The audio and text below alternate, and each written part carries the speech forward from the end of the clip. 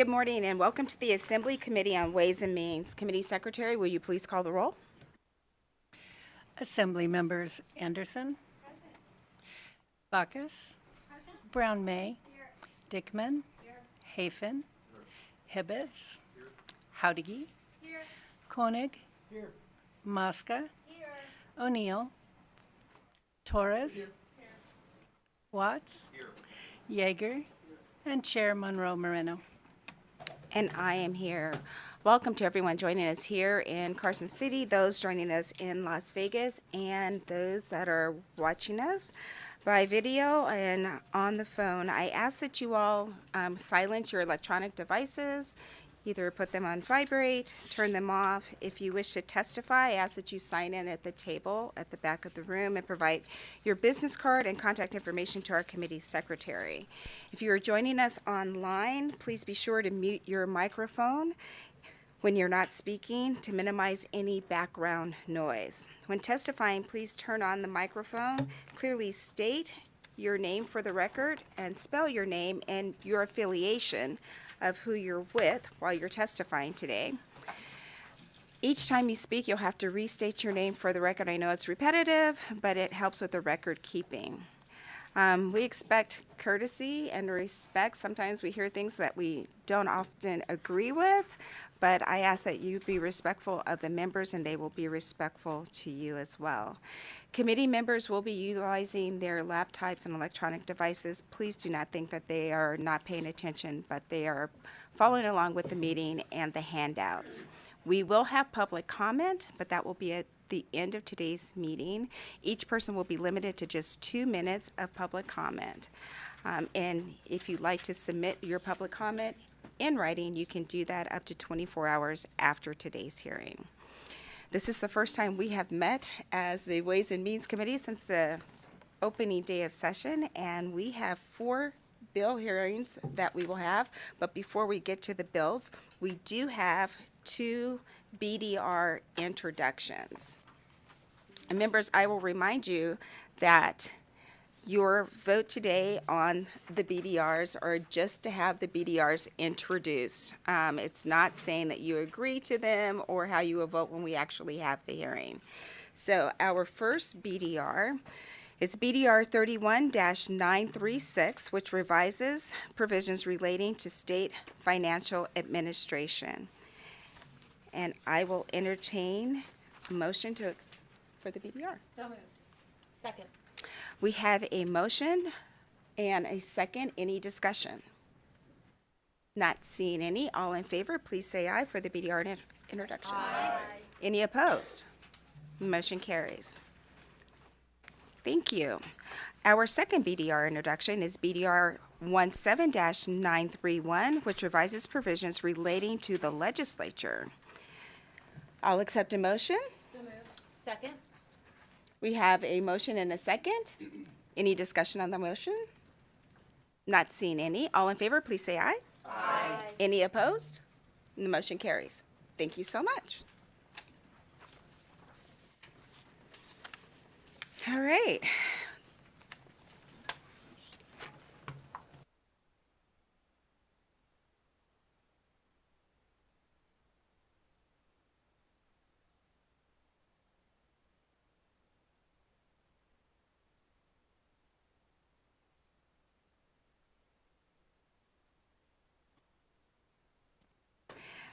All right, moving on to the first item on our agenda, or the next item on our agenda, is bill hearing for Assembly Bill 47, which revises provisions relating to the Education Stabilization Account.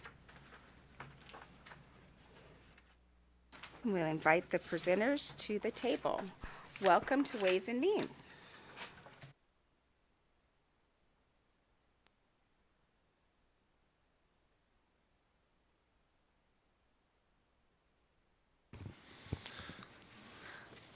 Good morning, Chair Monroe Moreno, members of the committee. My name is Brad Keating, representing the Clark County School District. I'm here to present Assembly Bill 47, a crucial piece of legislation aimed at strengthening Nevada's education system through targeted investments in teacher recruitment, retention, and professional development. Education is the backbone of our state's future, yet school districts across Nevada continue to face significant challenges in attracting and keeping high-quality teachers and educational personnel. Regarding this, recognizing this, AB 47 seeks to direct surplus funds from the Education Stabilization Account to provide school districts with the necessary resources to support their workforce. Madam Chair, Nathaniel Waugh, Director of Government Relations, Clark County School District. Under existing law, the Education Stabilization Account holds excess revenues to help address financial shortfalls.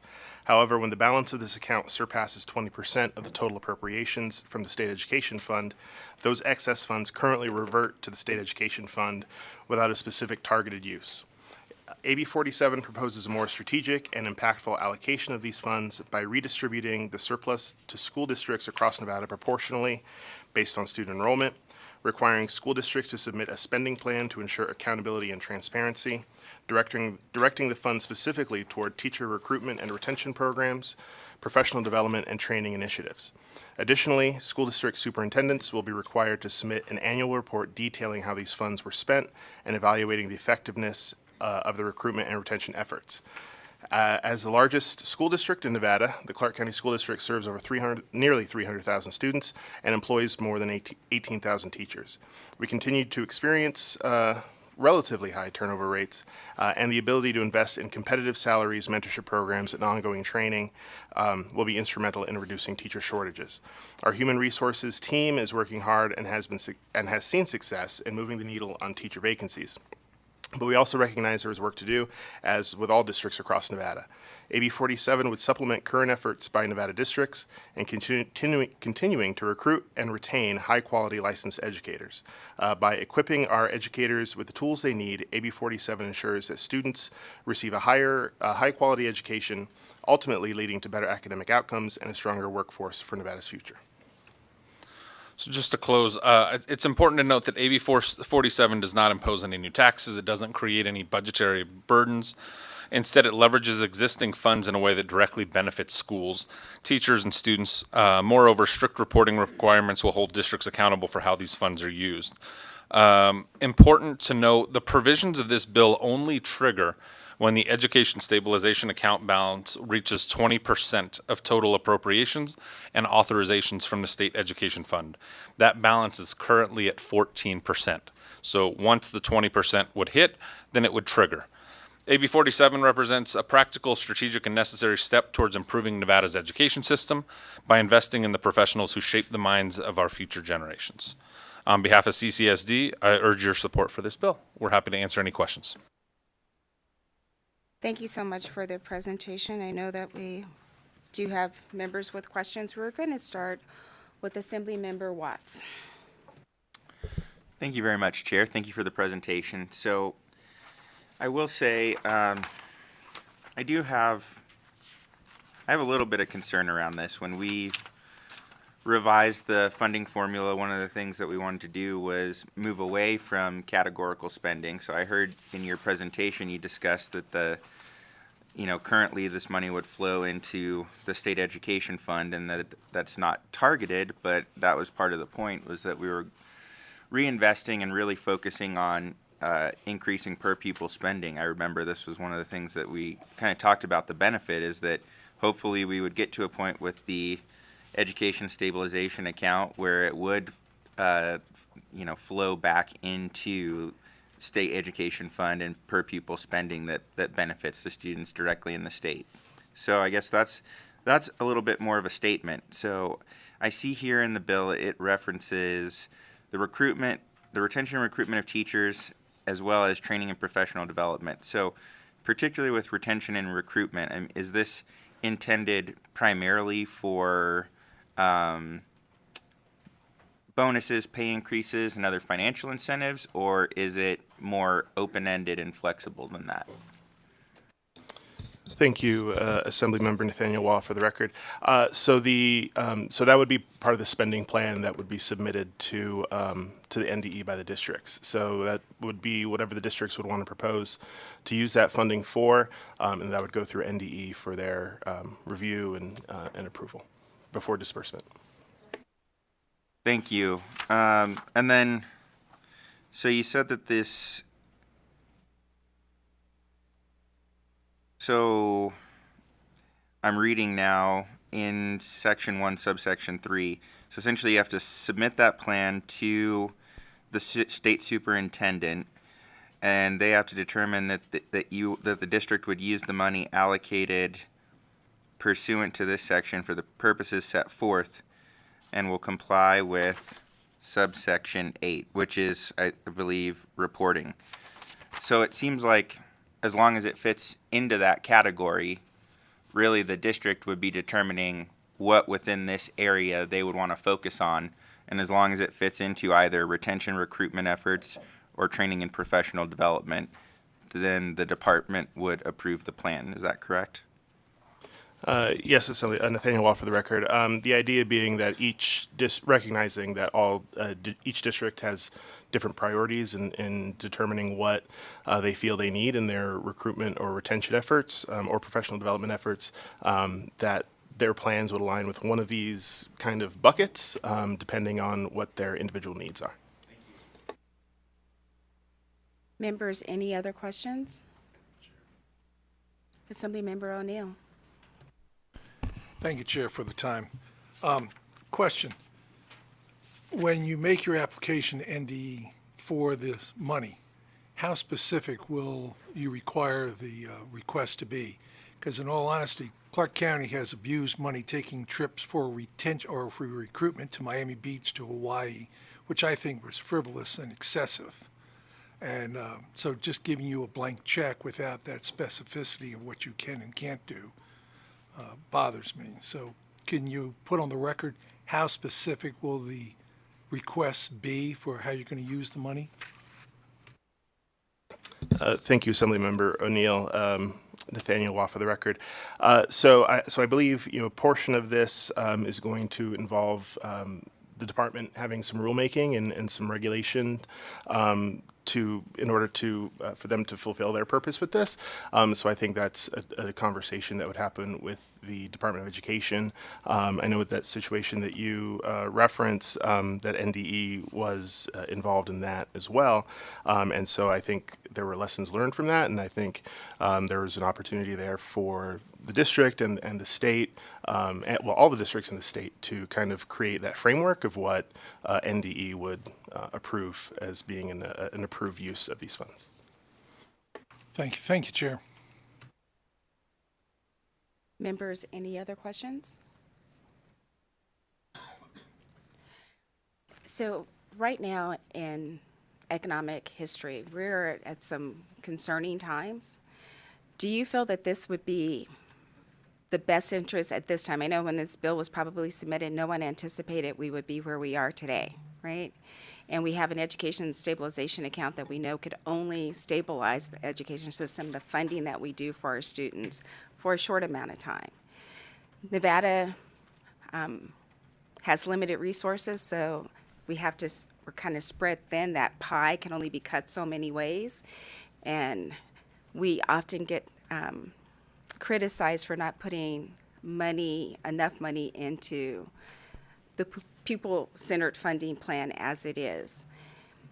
Do you feel that at this time, knowing that there's going to be some cutbacks that may be coming down the road, that this is the time that we should make this adjustment, or would it be better to maybe raise the cap and make sure the money is there for everyone to use to make sure our students are getting the education that they need and the tools that they need in their classroom? I understand retention, I get that, and hiring, it's hard. But at the core of everything is making sure we have the funding we need for those students.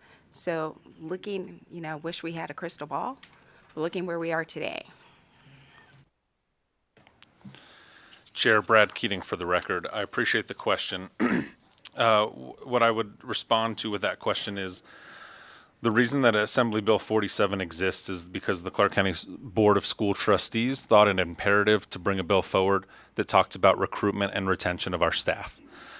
We are fully aware of what the current state of the state is. We look forward to continuing conversations with you, this committee, and this entire body to look for dollars in education, because every dollar put into education helps us recruit and retain our staff. So if there are better options and better solutions out there, we are certainly open to listening to them and being supportive of them moving forward. Thank you. Members, any other questions? No. All right.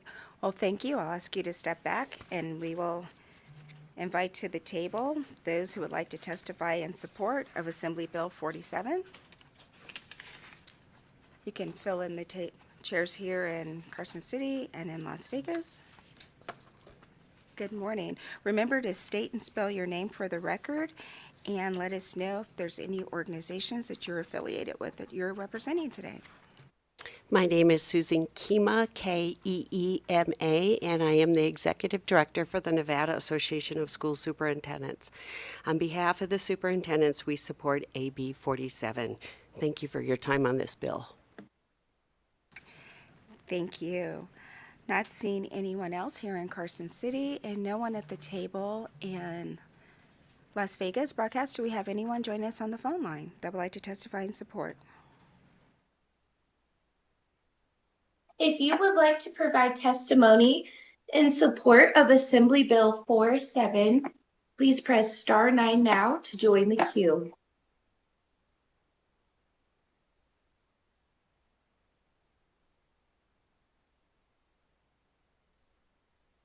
Chair, we do not have any callers to provide testimony in support at this time. Thank you so much. Then we will move to opposition. If there's anyone here in Carson City that would like to testify in opposition, I invite you to the table. If there's anyone in Las Vegas, go ahead and fill in the chairs there. Good morning. Good morning, Chair. My name is Dawn Echeverry, President of the Nevada State Education Association. While NSEA has not taken an official position on this bill, I must come to the table and question why our education support professionals were not included, as we also need to recruit, retain, and train the people who make our schools work and run every day. Thank you. Thank you. Not seeing anyone else here in Carson City and no one at the table in Las Vegas broadcast. Do we have anyone join us on the phone line that would like to testify in opposition? Thank you, Chair. If you would like to testify in opposition to Assembly Bill 47, please press star 9 now to join the queue.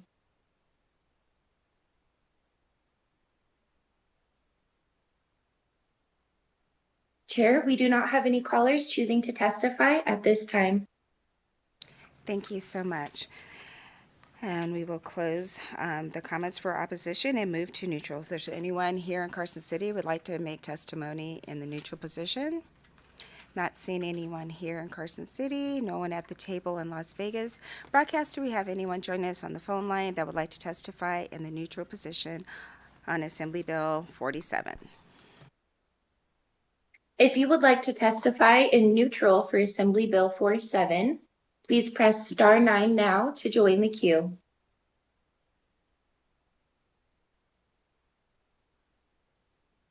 Chair, the public lines are open and working. However, there are no callers choosing to testify at this time.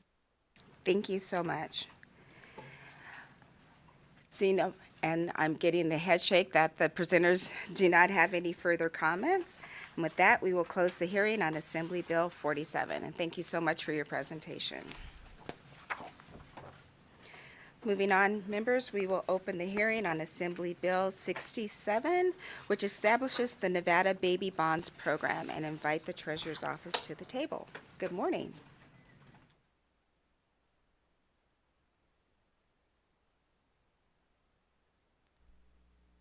Good morning, Chair. Can you hear me all right? Yes, we can hear you. Excellent.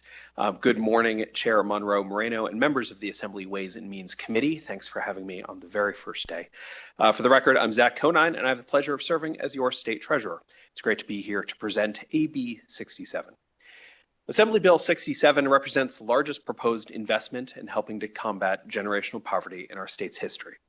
By establishing a baby bonds program similar to what is being done in other states like Connecticut, California, and Washington, it is currently being proposed in 17 other states around the country, we can start to change the way we think about investing in programs that are designed to promote economic mobility. Nevada currently ranks 23rd in the nation for the worst rates of childhood poverty. We also currently have over 328,000 children covered by Medicaid and the Children's Health Insurance Program, or CHIP. It's important to note that while vital programs like Medicaid, unemployment insurance, TANF, SNAP, WIC, and others help to provide a social safety net for people when they need help, these programs also have massive upfront and ongoing costs to our state budget. These costs only continue to increase as children move from childhood to adult, unable to escape the cycle of generational poverty. According to the Centers for Medicare and Medicaid Services and the Kaiser Family Foundation, the state of Nevada spends over $777 million on Medicaid services for children each year, which amounts to about $2,108 per child per year. If these children remain on Medicaid as they reach adulthood, that number increases significantly to $4,097 per person per year.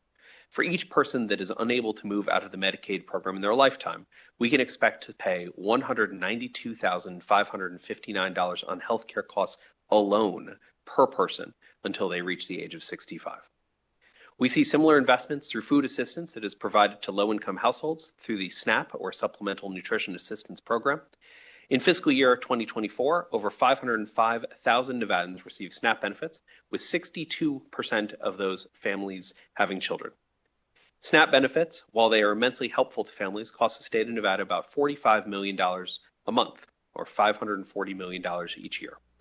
To put it simply, it costs too much money to deal with the prolonged effects of generational poverty within our state. That's why finding ways to address it isn't just the right thing to do, it's the fiscally responsible thing to do. Moreover, it's the only way we can continue to keep our taxes low while preserving the integrity of the state budget going forward. In a 2018 study, researchers from the University of Washington quantified the cost of childhood poverty in the United States at $970 billion annually, or about 5.4% of GDP. Through increased healthcare costs, reduced economic productivity, increased costs to address homelessness, and increased rates of crime. These researchers also found that for every dollar that is spent on reducing generational poverty, we can save nearly $7 with respect to the overall economic costs of poverty. That's what this bill does. A baby bond is a modest investment in low-income children from communities across our state who need a boost to get themselves on the path to higher education, homeownership, and entrepreneurship. From the time a baby bond is created, that modest investment can grow, providing new adults with access to the financial tools they need to grow and thrive. Now, I recognize that 18-year-olds sometimes don't make the best financial decisions. That's why we've worked to make sure that there are adequate guardrails in place to ensure that the dollars go to the right people and that funds can only be used for things we know move the needle on reducing generational poverty. As I mentioned before, I think this is a pretty big idea, and that's why I'm happy to be in front of this committee talking about it. I think we've structured it in a way that helps the greatest number of people with the lowest fiscal impact to Nevada taxpayers. Over the remaining days of the session, I'm hopeful we can work together to find ways to save our state money and lift as many people out of poverty as we can. And with that, Madam Chair, I can briefly walk you through the fiscal-related sections of the bill if you'd like, or pause for questions. No, if you can walk us through the bill, that would be great. Thank you. Of course. Section 8 of the bill establishes the Nevada Baby Bonds program and houses it within the state treasury. To be eligible to receive a baby bond, a child must be born in Nevada on or after January 1st, 2026, and their birth must be covered by Medicaid or the Children's Health Insurance Program. In Section 9, the Department of Health and Human Services must notify the Treasurer's Office upon the birth of a designated beneficiary. Once DHHS notifies our office, we will then invest $3,200 in the trust fund on behalf of the child. These funds will be invested over the life of the child until they reach age 18. Using a conservative investment benchmark of about 6.9%, which is what the state of Connecticut is using for their program, those assets will grow to about $10,635 over 18 years.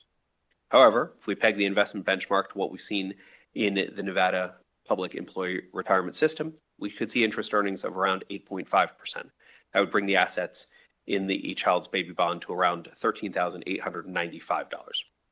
Pursuant to Section 9, an eligible designated beneficiary who has a baby bond established in their name may submit a claim to the Treasury once that individual turns 18, and they have up until age 30 to claim those funds.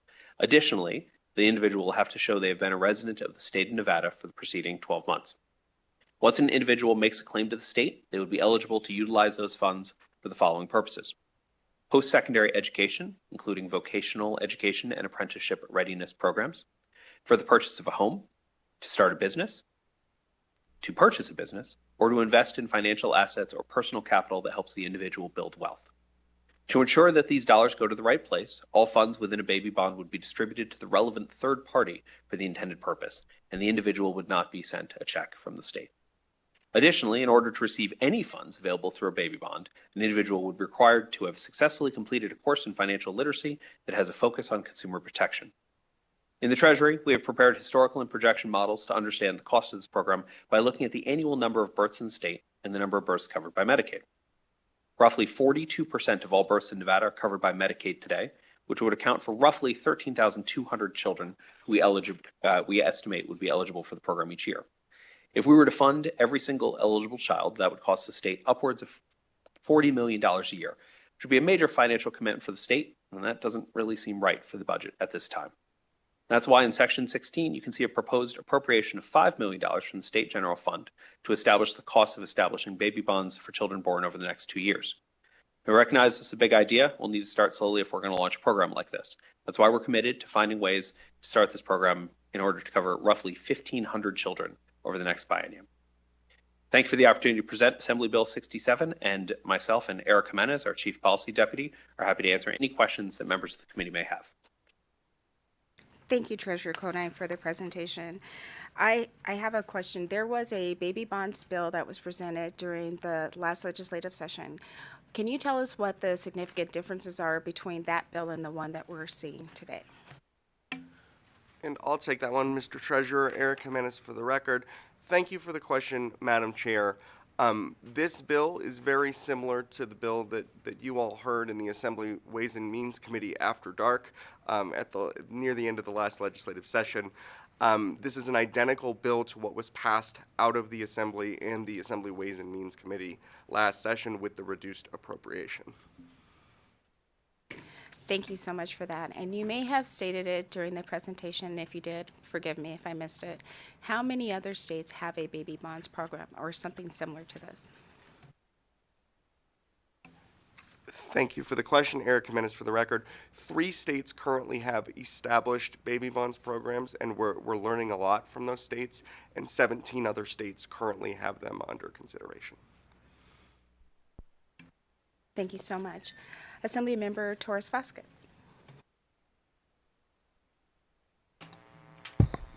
Thank you, Chair, and thank you so much for the presentation. It's great to review this piece of legislation that I know we looked at in the hardest working committee of government affairs last cycle. I did have a question in regards to Section 10, Sub 2 on page 5 of the bill.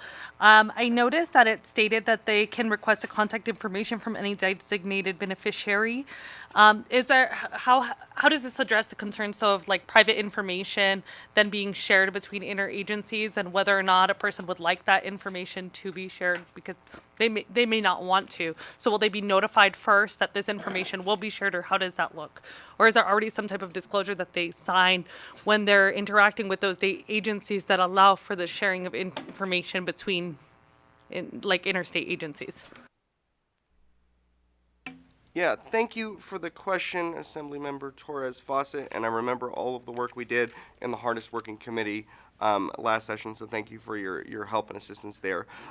There are provisions of this bill that require the information of designated beneficiaries and their families to remain confidential. So obviously there will need to be some data sharing between the Department of Health and Human Services and the Treasurer's Office to make sure we identify the right folks.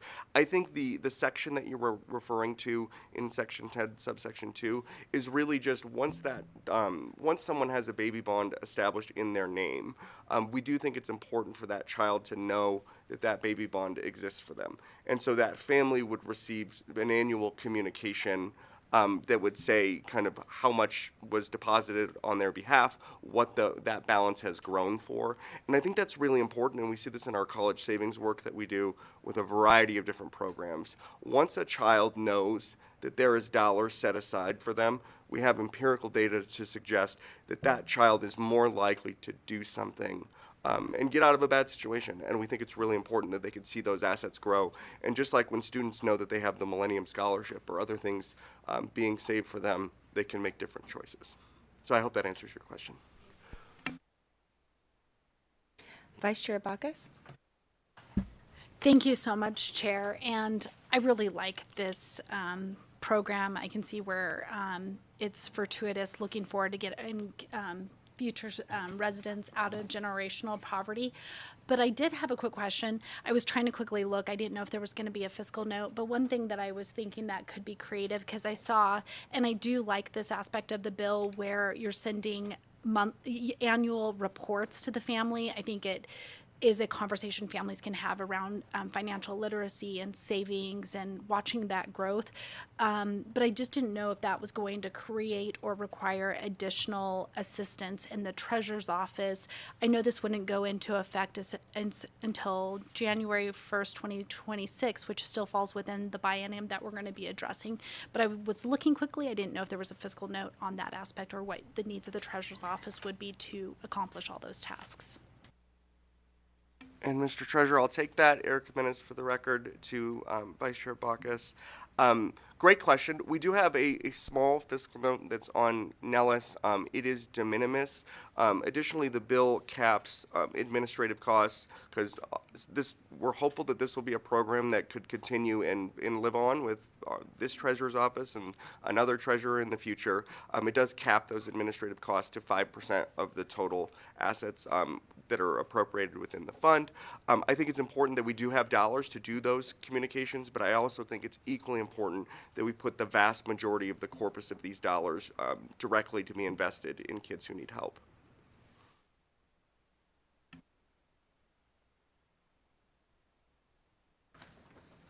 Thank you. Yes, the members of fiscal note should be on Nellis. It looks like in FY 25-26, it would be about 64,000, 26-27, 42,000. So, and then over the future bienniums, 84,000. Any other questions? Yes, Speaker Yeager. Thank you so much, Madam Chair. So the question I had was about the notification, the annual statement that's going to go out. So I noticed in section 10, at the end of section 10, it talks about the treasurer requesting contact information from any state agency. But I imagine you're going to have the situation where a lot of folks leave the state.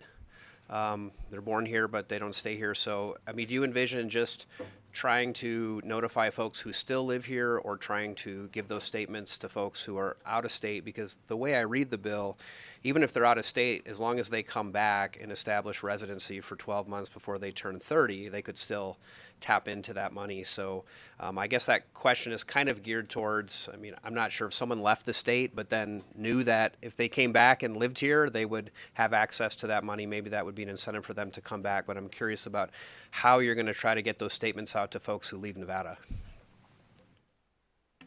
Thank you for the question, Mr. Speaker. Eric Jimenez for the record. I think you bring up a good question. We have wrestled with this bill on how to be thoughtful and flexible that people have different life circumstances, right? Obviously, we want to be supporting Nevada residents. We know that people move. We have a pretty transient state. So you're correct in that we have structured this that if someone comes back for a period of 12 months, they could claim the baby bond. I think that's a conversation that we'll need to have, and there is some regulatory authority in this bill as well on kind of what those statements look like.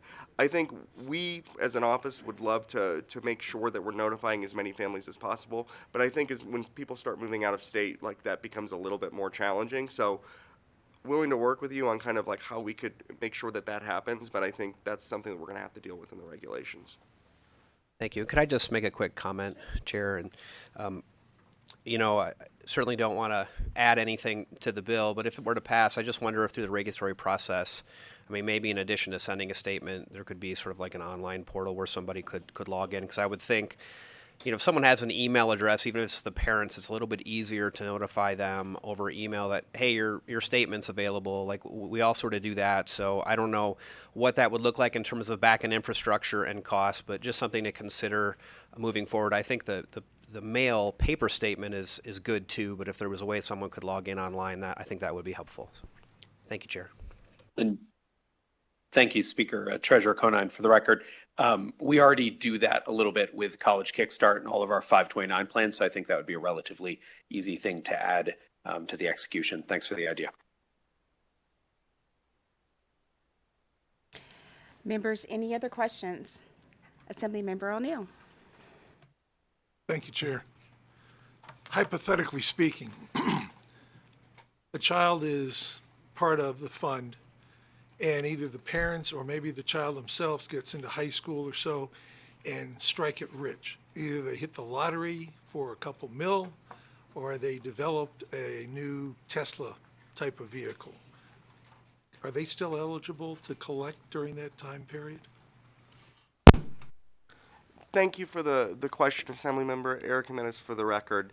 I try not to deal with a lot of hypothetical situations, but under the provisions of this bill, if a child is born under Medicaid or the Children's Health Insurance Program, they are eligible and would have a baby bond established in their name throughout the life cycle.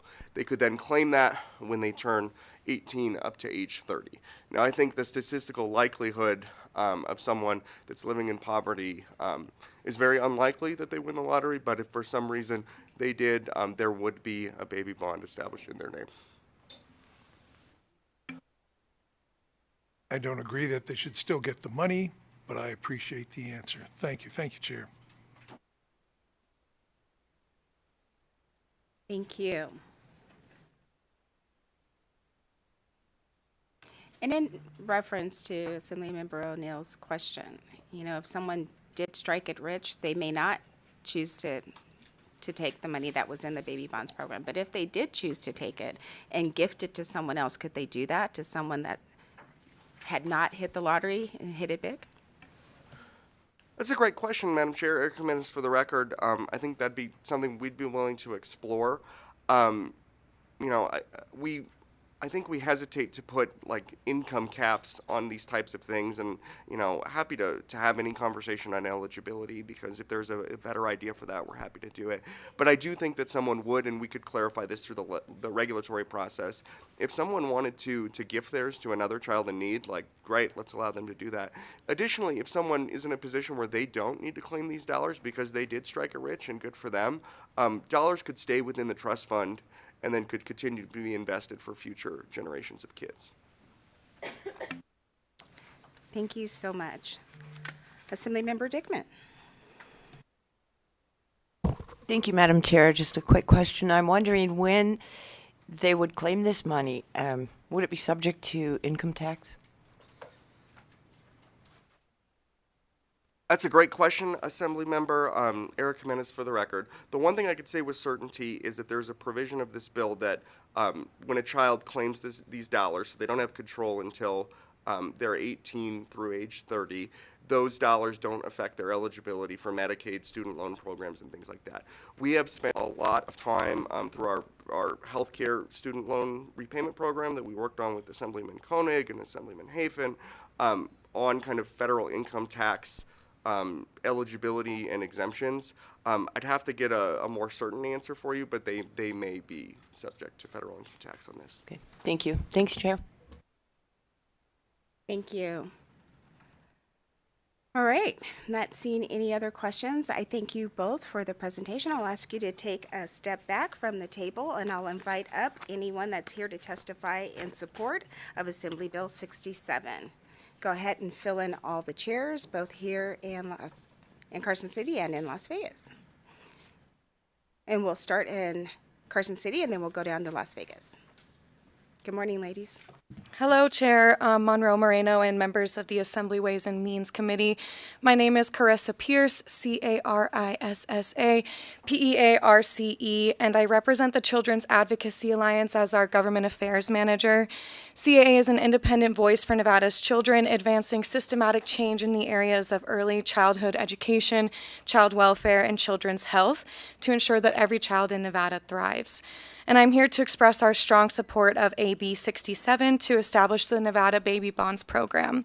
This program is an innovative, preventive prevention-oriented approach to break the cycle of poverty for tens of thousands of children in Nevada. According to Race for Results, a data tool used by the Annie E. Casey Foundation that reports on the likelihood of children moving from poverty to middle class standing, children in Nevada have among the smallest chances of transitioning when compared to other states. So this means that Nevada's children who are born into poverty will likely live their entire lives and die not making much more than their parents.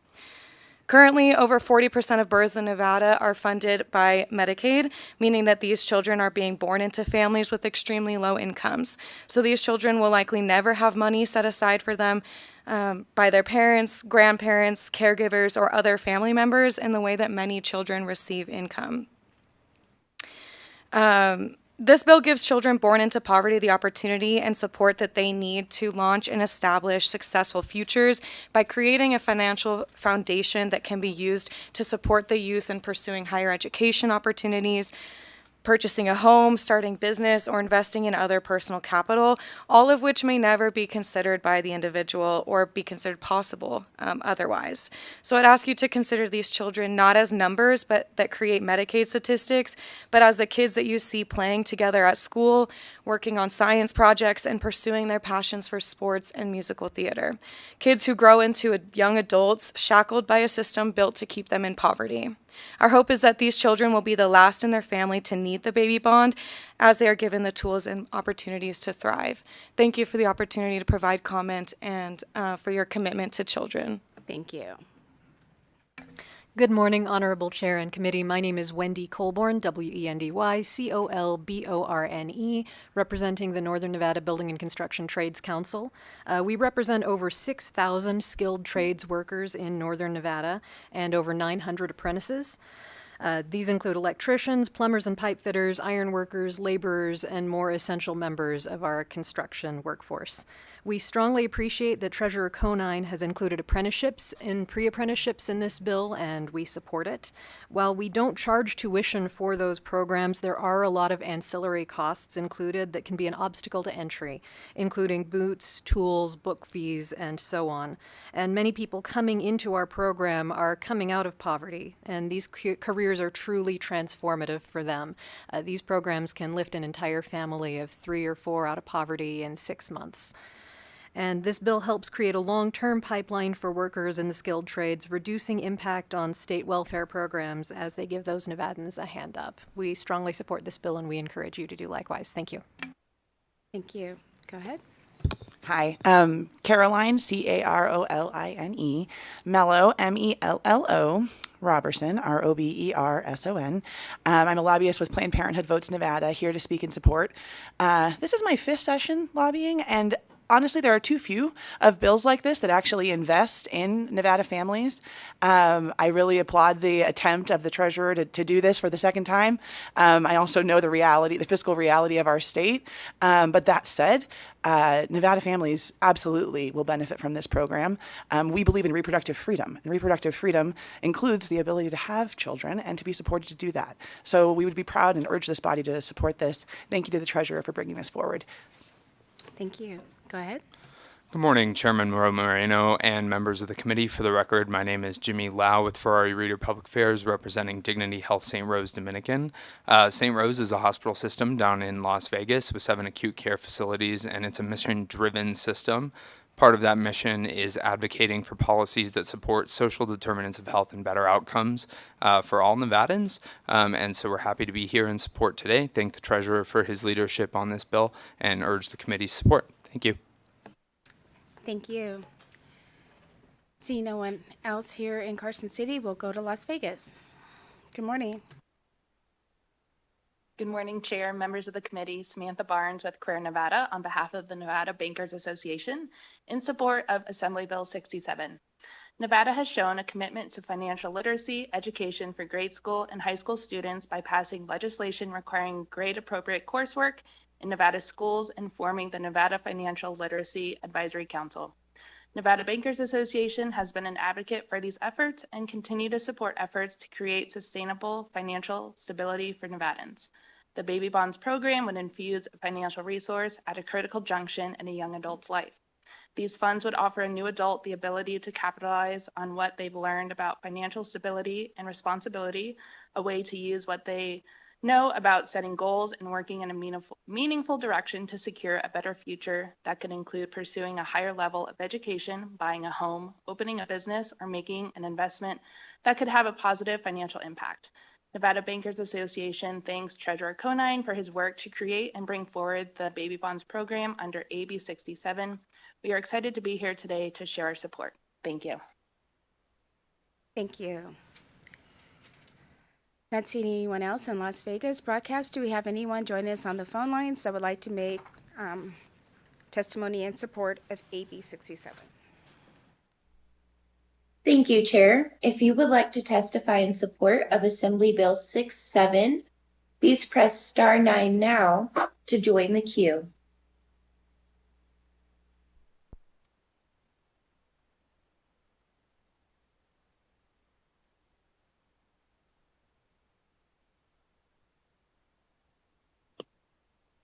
Morning, Assemblywoman and Chair Monroe Moreno and committee. My name is Ashley Dodson. It's ASHLEY DODSON of Anchored Perspectives, here today on behalf of the NAACP Chapter 1111. I write to express our strong support for Assembly Bill 67, which seeks to establish the Nevada Baby Bonds program. This initiative is a transformative policy tool aimed at addressing the racial wealth gap and fostering economic equity for Nevada's most underserved children. By investing in the financial future of low-income newborns, AB 67 presents a critical opportunity to break cycles of generational poverty and create long-term economic stability for historically marginalized communities. As an advocate for racial and economic justice, the NAACP recognizes the urgent need for policy that dismantles systemic barriers to wealth accumulation. The racial wealth gap in America has been perpetuated by centuries of inequitable access to resources, home ownership, education, and entrepreneurship. The Nevada Baby Bonds program directly tackles these disparities by providing eligible children with a $3,200 initial investment, which can be accessed in a young adulthood to pursue higher education, ownership, business ventures, and other wealth-building opportunities. This bill is not just a policy, it is an investment in Nevada's future. Studies from states that have implemented similar programs demonstrate their powerful impact in reducing initiatives aligns with our mission to advance equity, economic justice, and opportunity for all. On a personal note, I can attest to the power of baby bonds. As a child growing up in California, I was fortunate to receive a similar investment from close family members and my godmother as a symbol of financial blessing and stability for my future. This early investment, though modest, became a foundation to my financial security and literacy. We urge the legislature to pass AB 67, ensure its full funding and implementation. We also encourage all community leaders and stakeholders to rally behind this initiative. Thank you again to our state treasurer, and we urge you all to please consider and support this bill. Thank you. Thank you. Next caller.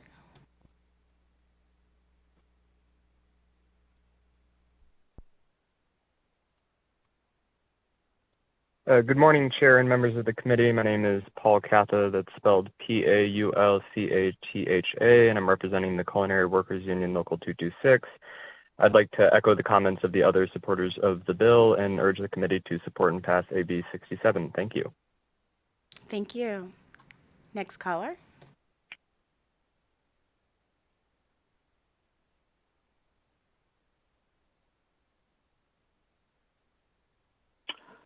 Good morning. My name is Manuel Santamaria. That's MANUEL SANTAMARIA.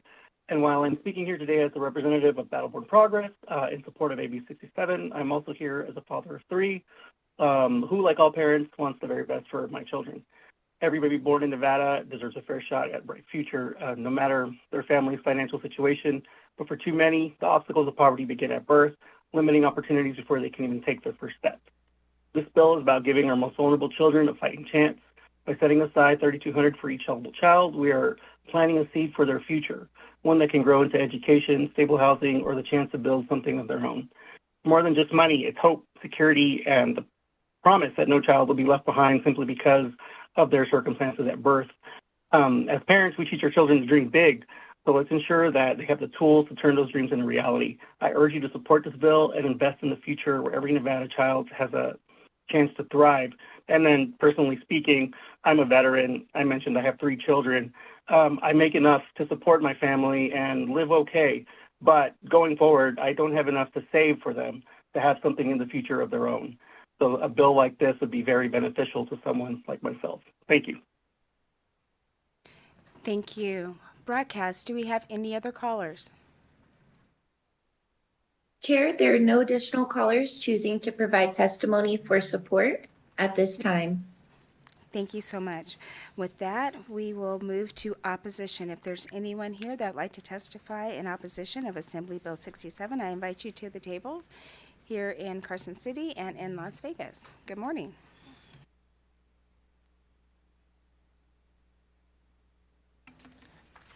Good morning, Chair and Committee. My name is Lynn Chapman, Lynnchapman. I'm the State Vice President of Nevada Families for Freedom. Watch out. Looks like government's going after our wallets again. Everybody wants to help out with low-income families. We believe that taxpayers already do just that. We provide millions of dollars for the needs of families in a way of money, programs, food, shelter, medical help and donations, and much more. While AB 67 is a nice idea, Nevada families all around the state are trying to keep up with the higher prices for all of our families' daily needs while trying to save money for our own children's college careers. We as a state should be trying to encourage self-sufficiency, not dependency. We should be giving a hands up, not a hand out. Giving more of the taxpayers' money for entitlements is not good for anyone's family. We should be focusing on job creation, adult education, not more free money, because we all know that nothing is free. Someone has to pay that, and it usually means the taxpayer.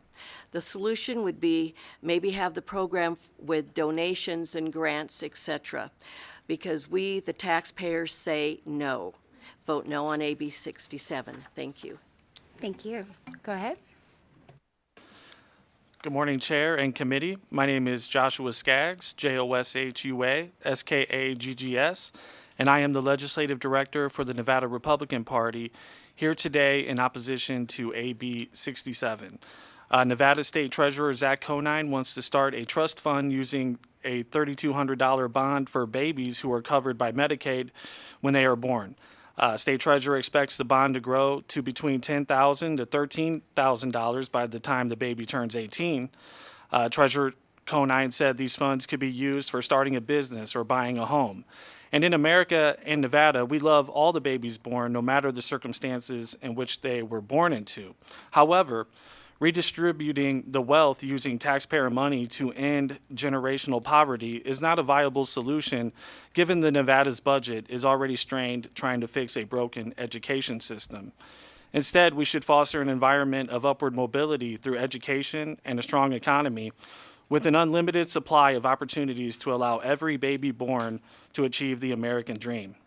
AB 67 is simply another cash grab government handout at the working family's expense to make liberal policymakers feel like they are helping those in need. They are only helping themselves by creating yet another system that could be contaminated with waste, fraud, and abuse. And for these reasons, the Nevada GOP opposes AB 67. Thank you. Thank you. Not seeing anyone at the table in Las Vegas. Broadcast, do we have anyone joining us on the phone line that would like to testify in opposition of Assembly Bill 67? Thank you, Chair. If you would like to testify in opposition to Assembly Bill 67, please press star 9 to join the queue.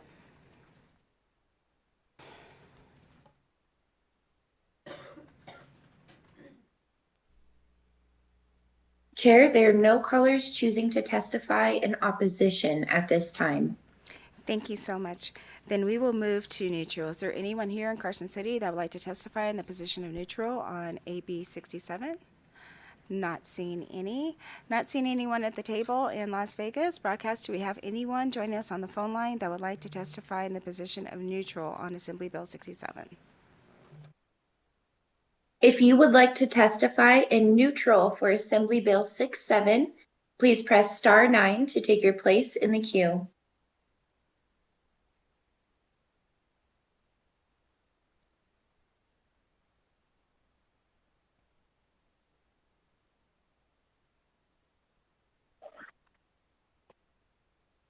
Thank you, Chair. Would like to see if I can be categorized as a support instead of neutral. Go ahead. We will move this testimony to the support position. Go ahead.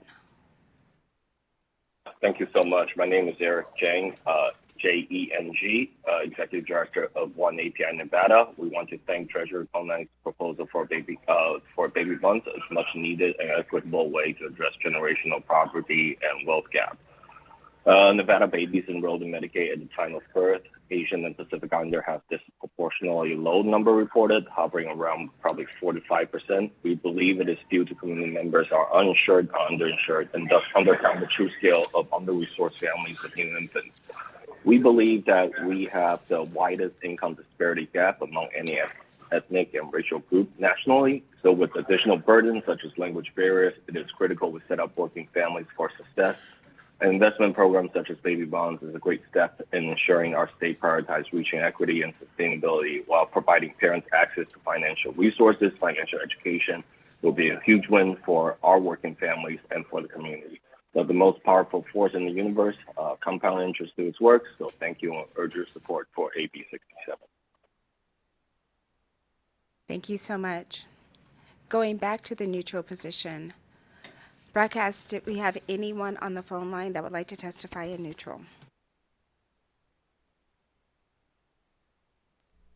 Thank you, Chair. If you would like to provide testimony in neutral for Assembly Bill 67, please press *9 now to join the queue.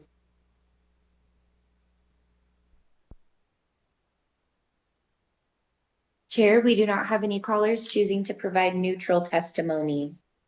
Thank you so much. Seeing no other testifiers, did the treasurer or staff want to come back to make any closing remarks?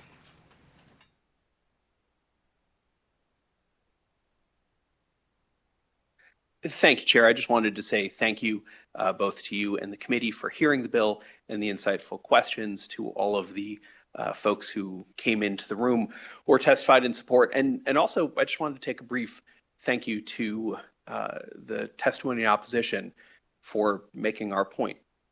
This program is about giving people a hand up, not a handout. This program is about taking what is a commitment that we have all made to pay for individuals who are less fortunate to get through life, and giving them an opportunity to be a tax-paying member of the solution. This is a program that literally solves the thing that I feel some folks are constantly railing against. So I'm just deeply grateful for the opposition for proving us correct. Thanks so much for having us today. Thank you. And with that, we will close the hearing on Assembly Bill 67. And we will move to the next bill on our agenda, which will be Assembly Bill 108, which makes an appropriation to the Outdoor Education and Recreation Grant Program account. And we'll invite Majority Leader Hadegi to the table. And Speaker Yeager.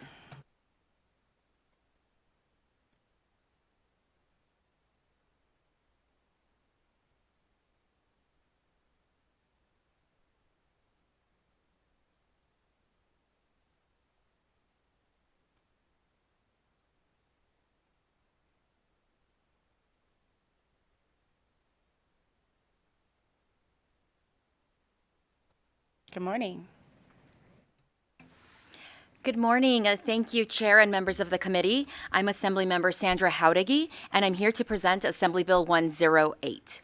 The Nevada Outdoor Recreation Education Program, established in 2019, has been instrumental in offering our youth meaningful experiences in nature.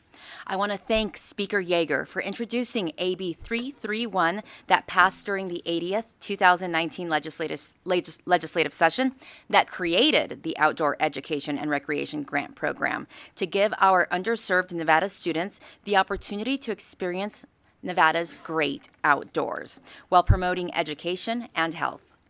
This program aims to enhance academic achievement and personal wellness while instilling a deep appreciation for our public lands. Research consistently shows that outdoor learning environments contribute significantly to students' mental health.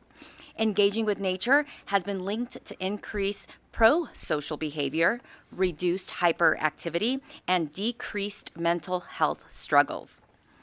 Outdoor education fosters improved self-esteem and confidence, providing students with the tools to navigate life's challenges more effectively. In Nevada, programs have received grants to support outdoor education initiatives ranging from urban beekeeping to camping experiences. These programs aim to foster a connection to Nevada's natural landscapes. By funding the Nevada Outdoor Recreation Education Program through AB 108, we are investing in the development of our students. Madam Chair, I would like to turn it over to my co-presenter, Speaker Steve Yeager, and then to Christy Cabrera with the Nevada Conservation League for more remarks. Thank you. Good morning, Chair Monroe Moreno, Vice Chair Backus, and members of the very hardworking Ways and Means Committee. My name is Steve Yeager. I represent Assembly District 9, which is in southwest Las Vegas, and it's an honor to make some brief remarks in support of Assembly Bill 108 this morning. I want to thank the Majority Leader for inviting me to sign on to this piece of legislation. And actually, just this weekend, we were out on a hike at Red Rock at the White Rock Loop, and I'll tell you, it did wonders for my mental health, which is always good after a long week at the legislature. So I thought it was very fitting that we were presenting this bill today. As the Majority Leader mentioned in the 2019 session, I was honored to sponsor Assembly Bill 331 to create what I called the No Child Left Inside grant program. It then formally became known as the Outdoor Education and Recreation Grant Program. I liked the original name better, but I understand that that's not how it was codified. Unfortunately, we were not able to appropriate any money to the program when it was created in 2019, and then COVID hit, and times were obviously very tough financially for the state. I was able to raise a little over $2,000 for the program through a fundraiser, but that really wasn't enough to get the ball rolling. Then came Assembly Bill 128 from last session, sponsored by our Majority Leader, that allocated $250,000 to the program in each fiscal year. Now, that bill was nearly unanimous. Only former Assembly member Claire Thomas inexplicably voted no on that appropriation. And so that appropriated $500,000 to the program over the biennium. You're going to hear there were $1.4 million in asks in the first round of appropriation alone. And as you will hear a little bit later and see on the exhibits loaded in Nellis, the program is working in getting kids all across the Silver State outside to enjoy the great outdoors. Now, the bill from 2019 creating the program didn't have a single no vote, and as I said, the bill funding it last session was nearly unanimous. We just had one dissenter. Outdoor recreation truly does transcend political affiliation. And for good reason. There are real health benefits to getting outside, especially for our youth who are so often tethered to devices and phones and tablets. So I am proud to be back here this morning asking for more funding so that more kids can get outside and enjoy all Nevada has to offer. Please support Assembly Bill 108. Good morning, Chair and members of the committee. My name is Christy Cabrera Georgeson, CHRISTI GEORGESON. Woo! Good morning. I'm the Deputy Director of the Nevada Conservation League. I want to thank the committee for their time today. I also want to thank Speaker Yeager and Majority Leader Howdeggy for being consistent advocates for getting kids outside. As you've heard, the Nevada Outdoor Education and Recreation Grant Program, housed under the Division of Outdoor Recreation, provides underserved youth with high-quality outdoor education and recreation opportunities. During the 2023 legislative session, NOAR received state funding for the very first time in this program's history, investing $500,000 over a 2-year period. While advocating for funding last legislative session, the Division of Outdoor Recreation predicted the level of funding would be able to fund approximately 13 grantees and around 2,400 youth each year. They have far exceeded those expectations, reaching nearly 11,000 kids with 26,000 hours spent outside in 2024 alone. Over the biennium, NOAR will have funded 44 projects in every single county in the state. You can find the full list of projects for both 2024 and 2025 on Nellis, as well as the full 2024 impact report, and I know we're all looking forward to seeing what they do in 2025. NCL has reached out to many of the NOAA awardees to hear how this funding has impacted their work. We heard stories about a program supporting underserved girls in STEM who were able to take part in an outdoor education camp for science and outdoor learning. Another awardee took students from Title I schools in Clark County on field trips to Red Rock Canyon. 1,400 students were estimated to experience Red Rock Canyon, many for the very first time. Another program provided equine therapy to children in foster care and kids with disabilities. Several others created opportunities for cultural revitalization and stewardship events for Indigenous youth. We heard from teachers about students learning to leave no trace and returning from a trip outdoors rejuvenated, happy, and ready to learn. Every story, while unique, had an underlying message. These programs positively changed the lives for every child they touched, and wouldn't have happened without the funding from NOAA. We are grateful to have played a role in securing funding for the very first time and are excited to be here today to advocate for continued funding. AB 108 will make a much needed $1 million appropriation to this program for the biennium. Additionally, I'd like to point to a letter on Nellis from 33 organizations, businesses, and local governments from all across the state supporting this bill. I urge you all to think about the first time you saw the glistening waters of Lake Tahoe, the stunning shades of red in Valley of Fire, or the majestic peaks of the Ruby Mountains. These moments have brought an irreplaceable sense of joy to myself and so many other Nevadans, and have instilled in us a reason to care about the natural areas around us. Our students deserve the same opportunity. We urge the members of the committee to support AB 108, and with that, I am happy to take any questions. And Chair, if I could, I did want to highlight some of the programs and counties that have benefited from this program. There is an exhibit on Nellis, but I wanted to make sure to put these on the records because this is a program that has benefited Nevada students statewide. So Nevada Outdoor School created outdoor programs that benefited Pershing County, Humboldt County, Lander County, Elko County, Eureka County, and White Pine County. The Tahoe Rim Trail Association took students backpacking on a camping trip that benefited Washoe County, Carson City, and Douglas County. The River Wranglers took students on Carson Watershed Field Days for students that benefited Douglas County, Story County, Lyon County, Carson City County, and Churchill County. St. Jude's Ranch for Children took kids and their siblings in foster care on a camping trip that benefited Clark County. Sierra Nevada Journeys took girls in STEM on a camping event, girls in Title I programs that benefited students statewide. This is really a program that benefits every single student throughout our state. So thank you, Chair, and we are ready for questions. Thank you for bringing the bill. We have some amazing outdoor venues in our state. It's a beautiful state. You can go from the desert to the mountains to skiing to hiking. So thank you and I hope that we have the funding at the end of this session that we can apply to this bill. Members, do you have any questions? Assemblymember Watts. Thank you, Chair. Thank you for the presentation. I was going to ask a little bit about some of the initiatives that this funding went to support. So I appreciate some of those being outlined, and I know that there's just some incredible programs going on.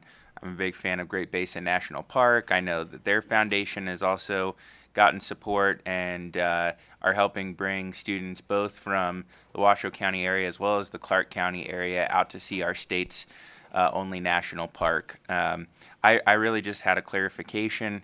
I believe the speaker misspoke and that we are actually the hardest by far working committee in the legislature. So I just wanted to make sure that the record was correct. But as someone who got out to go skiing, I can attest the positive influence that getting outdoors makes. And I think the more opportunities that we have to get students out there, the better. I remember going on a field trip to Red Rock in 4th grade, and it made a huge difference. So more we can do to support this, the better. Thank you. Thank you. Assemblymember Anderson. Thank you, Chair, and thank you for bringing forward this bill. It's such a wonderful bill. I'm not sure if this is something that can be answered or not, but of the money that's appropriated, does it all go towards helping with all of these information, or is any of it also used for advertising so other people are aware of it? Or is that done more through the departments? Christy Cabrera Georgeson, for the record, I believe it 100% goes to funding the program, and the Division of Outdoor Recreation takes over some of the administrative costs. Thank you, Chair, and thank you for that clarification. Thank you. Any other questions? Not seeing any, I'll ask you to step back and we'll invite to the table here in Carson City and in Las Vegas anyone that came to testify in support of Assembly Bill 108.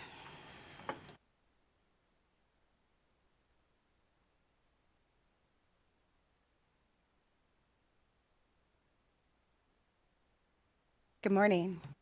Good morning, Madam Chair. My name is Tom Clark. I'm here on behalf of the Nevada Outdoor Business Coalition, very much in support of this appropriation. These programs have gone bonkers throughout the state. In answering Assemblywoman Anderson's question, advertising really isn't a problem. As you could tell, the programs are very, very popular. We wish we had more and more resources to make these programs happen. So I won't beleaguer you with all of the things that were previously stated. They're right on spot, and we need to continue these programs. Thank you, Madam Chair. Thank you. Go ahead. Susan Keema, K-E-E-M-A, Executive Director for the Nevada Association of School Superintendents, and I'll say ditto to Tom's comments. Thank you. Go ahead. Dawn Echeverry, President, Nevada State Education Association. We also are standing in support of AB 108. NECA also supported AB 385 in 2017, giving all fifth graders access to the state parks, and then supported AB 331 in 2019, creating this grant program. And the grant program has been very successful with all our students getting them out. Thank you. Go ahead. Morning, Chairman Monroe Moreno, members of the committee. For the record, my name is Jimmy Lau with Ferrari Reader Public Affairs, representing Western Resource Advocates, here to express WRA's strong support of AB 108. During the 2023 legislative session, the Outdoor Education and Recreation Grant Program received $500,000 in funding. However, has been stated that there were over $2.5 million in requests. Clearly, this program is in high demand, and we know that the outcomes that are related to it are significant. Studies show that children who have more outdoor experiences have better educational outcomes and experience less stress and anxiety. This bill is an investment in the well-being and success of Nevada's children. We'd like to thank the Majority Leader and the Speaker for leading this important investment, and WRA's full letter of support has been submitted to Nellis, and we'd urge the committee to support this appropriation. Thank you. Thank you. Go ahead. Okay. Good morning. My name is Taylor Purcell, T-A-I-L-A-R, P-U-R-C-I-L, and I'm the Education and Outreach Coordinator with the Walker Basin Conservancy. I'm honored to speak in support of continued funding for the Nevada Outdoor Education and Recreation Program under the Nevada Division of Outdoor Recreation. I just wanted to give a little background. So on our first outing, we brought 42 local students out to the Walker River State Rec area, which is just outside of Yerington. Despite the close proximity to Yerington and the rec area being open for just under 5 years, only 25% had attended the park, and less than 10% knew what watershed they lived in. In just our first year of NOR funding, we reached 508 youth across the Walker Basin, which includes the communities of Hawthorne, Schurz, Yerington, and Smith Valley. With this support, we developed a locally focused, relevant curriculum in collaboration with expert contractors, ensuring our program is both engaging and tailored to Nevada, and specifically the Walker Basin. The initial $25,000 allocation from NOR has since been leveraged to grow our program into a sustainable year-round initiative with an annual budget now exceeding over $100,000. This growth has been made possible through individual contributions, nonprofit partnerships, and private foundation funding, allowing us to expand staffing and reach more students than ever before. Beyond the 508 youth engaged directly through NOR funding programming, we have provided outdoor and environmental education to a total of 1,024 Nevada youth in 2024. This includes 607 students who participated in an outdoor setting, including 8 field trips and as well as 7 in-class presentations. Many of these opportunities made possible by the original foundation funding, the original foundational allocation from the NOR grant. This program is working, and rural Nevada teachers want it for their classroom. Students want it, and they're able to learn through hands-on exploration and discovery. With your continued support, we can further expand these critical outdoor learning experiences, and we can inspire the next generation of stewards and foster a deeper sense of pride in Nevada's landscapes and communities. Thank you. Thank you.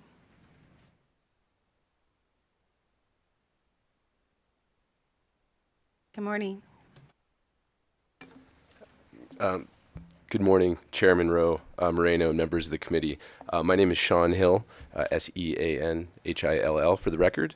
And I just want to up front thank you for indulging us. My son has a prepared statement, and if it's okay with you all, I think this is going to be a really high-quality lesson in civics today, worthy of him missing a day of school. So I'm going to go first here. Thank you for the opportunity to testify today. I'm the CEO of Sierra Nevada Journeys, a nonprofit dedicated to outdoor science-based education for youth across northern Nevada and California.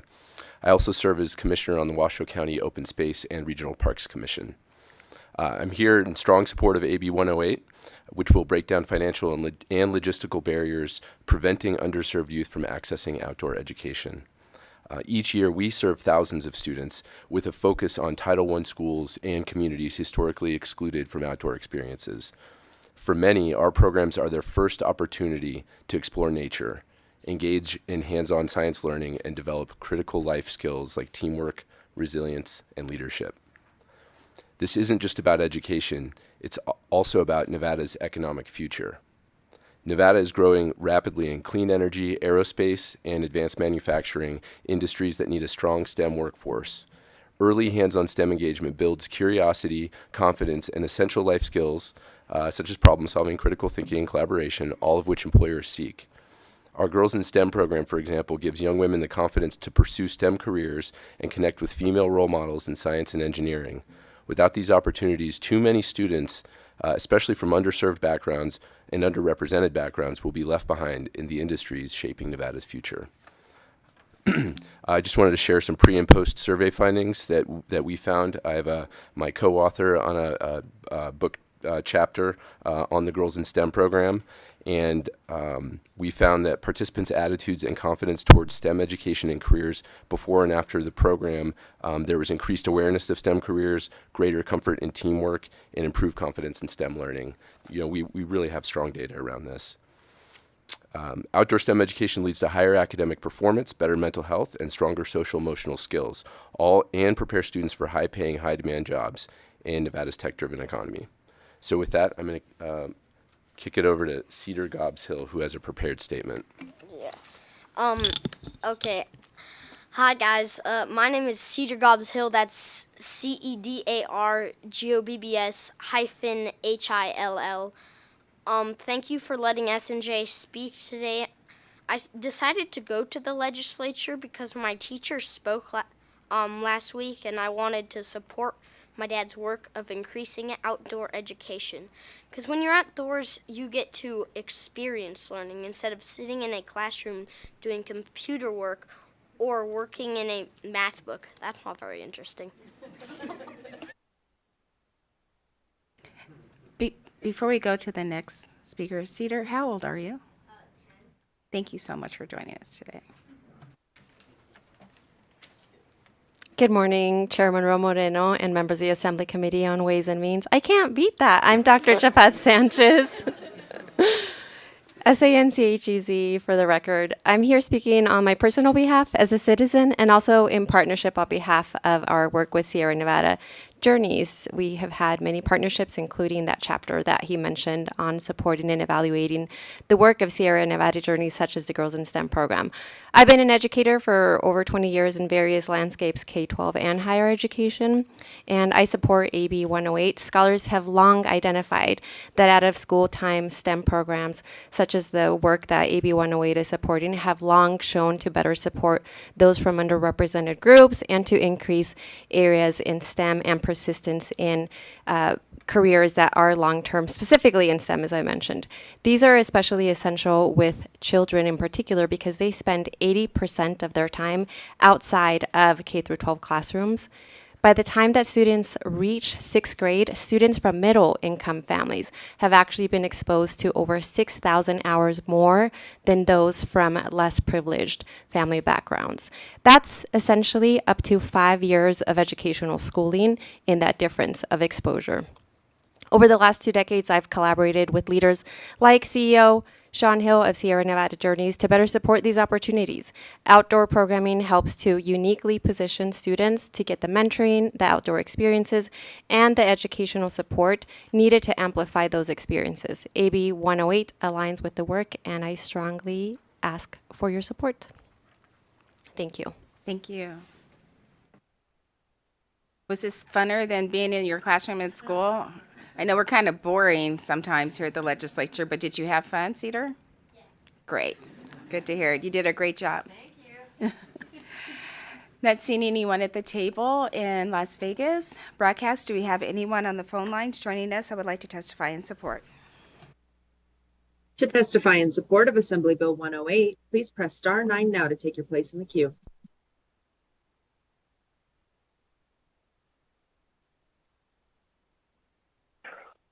Thank you, Chair and members of the committee. My name is Eric Jang with One API in Nevada, here and advocating for the fast-growing Asian and Pacific Islander Nevadans. And we have signed on the support letter, so I just want to say ditto and thank you. Thank you. Next caller. Good morning, Chair and members of the committee. My name is Shelby Swartz, and I'm the Executive Director of Battleborn Progress, here to strongly support Assembly Bill 108. Outdoor education is more than just play. It builds confidence, resilience, and a deep appreciation for nature. I'm going to stop there and just say ditto to everything else all of the other supporters of the bill have said, and a thank you to Assemblymember Howdigi and Assemblymember Yeager. Thank you. Thank you. Next caller.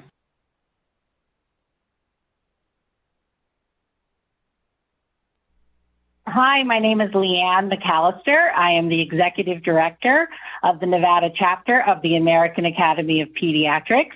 As you've heard today, there's significant scientific evidence that playing outside improves health. And also, as you heard today, children love it. Outdoor play is linked to health, lower stress, and greater mental well-being among children for the rest of their lives. The return on our investment is very high. Pediatricians are the most extensively educated providers of pediatric care. My role is to connect physician leaders at the Nevada chapter of the American Academy of Pediatrics to you to ensure that you are aware of the most recent evidence-based pediatric care thinking available as you make critical funding decisions for our state. Thank you. Thank you. BP, Broadcast, do we have any other callers? Chair, there are no additional callers to provide support testimony. Thank you. Then we will move to opposition. If you're here to testify in opposition of Assembly Bill 108, I invite you to the table here in Carson City and the one in Las Vegas. Not seeing any opposition at either table. Broadcast, do we have anyone on the line that would like to provide testimony in opposition? To testify in opposition of Assembly Bill 108, please press star 9 now to take your place in the queue.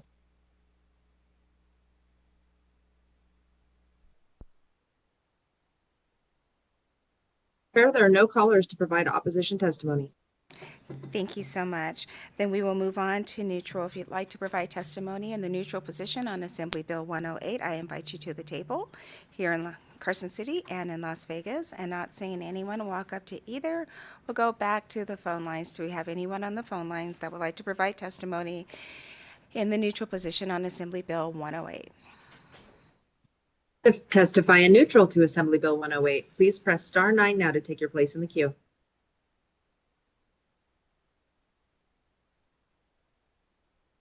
Chair, there are no callers to testify in neutral. Thank you so much. And with that, I'll invite the sponsors of the bill back to the table with any closing remarks.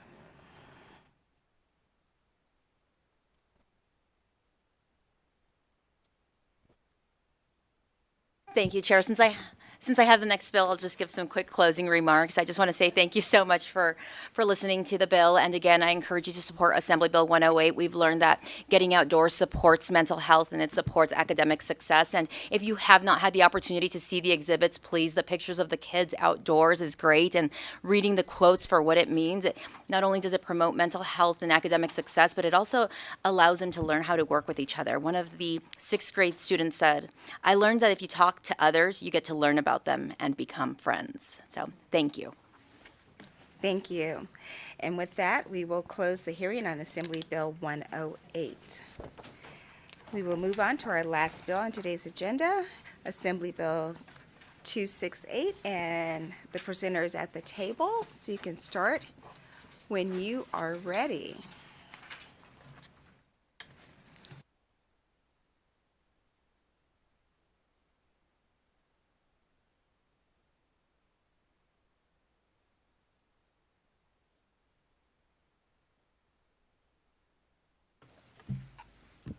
Good morning again, Chair and members of the committee. I still am Sandra Haudegi, representing Assembly District 41, and I'm proud to be here today to present Assembly Bill 268. This is the first hearing Assembly Bill 268 is getting, so I do want to go into some more in-depth remarks, Chair, if that's okay. Assembly Bill 268 seeks to provide universal free breakfast and lunch to every student in Nevada's public schools. This initiative is not merely about feeding our children. It's about nurturing their potential, ensuring their well-being, and setting them up for success both academically and personally. Our current system leaves kids hungry. The USDA's current free or reduced price meal program qualifications do not meet the needs of struggling families. Under the current regulations, a single parent with 2 children making $43,000 annually makes too much money to qualify for free and reduced, or makes too much money to qualify for a free reduced price lunch, meaning not only do they not qualify for a free lunch, they also don't qualify for a reduced lunch. With food prices soaring and cost of living on the rise, families are struggling to make ends meet. The rising costs of living and food prices have placed significant financial burdens on many families. By allowing families to allocate resources to other essential needs, this support is especially crucial for households that may not qualify for existing assistance programs but still struggle to make ends meet. I want to talk about the importance of nutrition and academic success. Numerous studies have demonstrated the profound impact of nutrition on a child's ability to learn and thrive in school. Educators have observed that hunger negatively affects concentration, academic performance, and behavior. Specifically, 80% of teachers have reported that hunger impairs a student's concentration. 76% have noted a decline in academic performance, and 62% have seen an increase in behavioral issues among hungry students.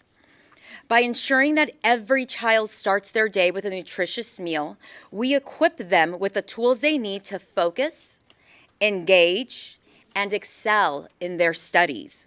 This foundational support is essential for closing achievement gaps and promoting equity within our educational system. Access to healthy meals is not only crucial for academic performance, but also for overall health and the long-term well-being of our children. School lunches play a vital role in reducing food insecurity, obesity rates, and poor health outcomes. Research indicates that participation in free or reduced price school lunch programs is associated with lower rates of food insecurity and improved health among children. By providing universal free meals, we ensure that all students, regardless of their socioeconomic status, receive the nutrition they need to grow into healthy adults. This proactive approach can lead to reduced healthcare costs and a healthier population in the long run. And I would like to turn it over to my colleague, Assemblymember Backus, for remarks. Thank you so much. Good morning, Chair Monroe Moreno and members of the Assembly Committee on Ways and Means. As you know, since I'm a member of the committee, my name is Shay Backus. I have the pleasure of representing Assembly District 37. Today it is my pleasure to co-present Assembly Bill 268, and I'd like to thank Majority Leader Howdigi for allowing me to be a co-sponsor. Not only do we know the research consistently shows that well-nourished students are able to focus better, have fewer behavioral issues, and perform better academically, but we know that Nevadans continue to struggle with the price of groceries. Although 9 school districts are now CEP designated, meaning that they meet community eligibility provision and free school meals are available to all students, the remaining school districts do not provide universal free meals to students or require completed applications for a student to qualify. Not all schools in the Carson City School District, for example, are CEP designated. Thus, parents have to fill out an application for their child to qualify for free and reduced school meals. In the Nevada appeal last year, the Director of Nutrition Services was quoted, "These last 4 years have been a dream." That was during the COVID period. Come true for anyone in my position because all we want to do is feed kids. But unfortunately, we haven't come to a place yet where that's going to continue indefinitely. AB 268 would enable directors of nutrition services to continue their dream of feeding all students and not deal with parents calling them freaking out because they make 50 cents over the income guidelines to get assistance to get their kids food. According to the latest Feeding America map, the meal gap, 14.4% of Nevadans are food insecure, meaning that each person misses about 188 meals per year or 6.2 meals per week.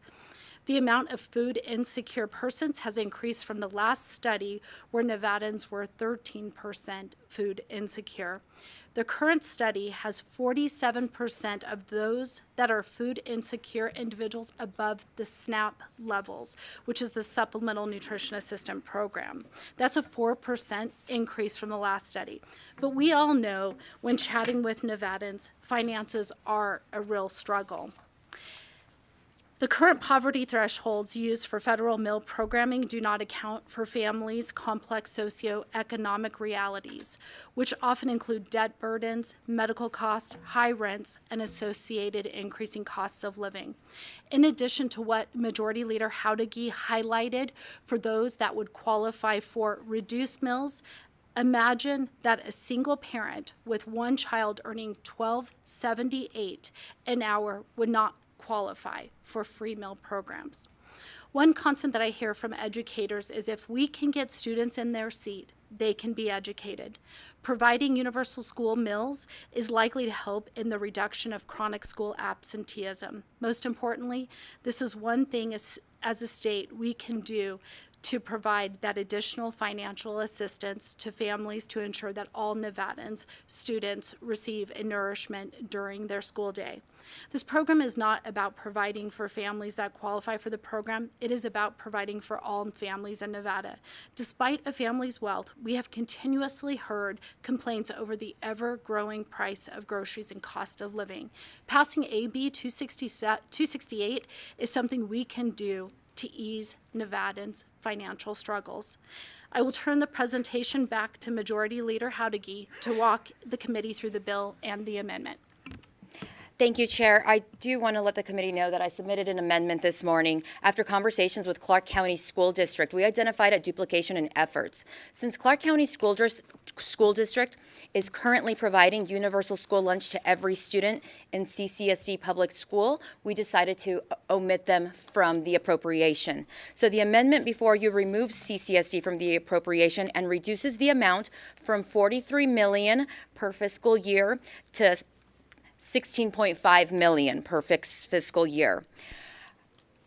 I thought it was important to still bring the bill. My district, District 41, and my colleague's district, District 37, are both located within Clark County School District. But we decided to continue to bring this bill because it is our responsibility to make sure all of the children in Nevada have a full belly at school so they can maximize their ability to learn. Our districts are going to be okay.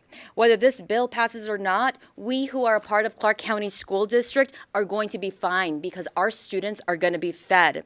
But that is not okay.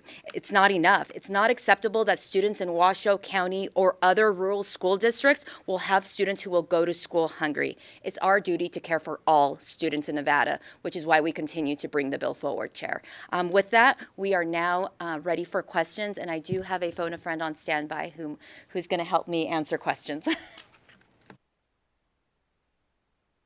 Thank you for the presentation, and thank you for bringing this bill back. As a mom and a grandma and a volunteer at our schools, I've seen firsthand the importance of having a full belly in a classroom. You can learn so much easier when you're not worried about where your next meal is going to come from, or if your stomach is making noises because you're so hungry. Taking this off the mind of our children is very important, and then helping those families out that are just a few cents above what that cutoff is, because so many families are living on the bubble. And I say our job sometimes is taking care of the least of these in our communities, and I think this is what this bill does. Members, do you have any questions?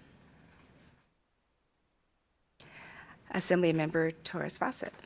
Thank you, Chair, and thank you so much for bringing this piece of legislation. I work in a classroom setting, and, I can't think of any child that deserves to not have lunch. Every student in the lunchroom deserves to have access to lunch, whether they forgot their lunch money or whether their parents are struggling to afford it. They deserve that access. One of the things that I'm hoping that you all can address, and perhaps Dr. Keating would be best to help address this, but how do schools mitigate against food waste? We've been getting hundreds of emails that have been addressing this abundance of food. My school does provide lunch to every student, and I have never seen any food waste except for sometimes the salads, which they're not the biggest fans of, but they eat the fruit, they eat the little chickpeas, they eat every single other part of it. So if you could address that, please. Thank you, and I'm going to hand it over to my phone a friend, Dr. Keating, to help answer questions, but I do want to let the committee know that actually this is something that's been addressed, like the USDA on a federal level, because they provide universal free lunches for those who qualify. They have a robust list of services and recommendations that our very own CCSD has taken into account, like OVS, which is offer versus serve, the food sharing tables, and so I did want to let the committee know that this is something that's being addressed on a national level, and now I would like to turn it over to Dr. Keating.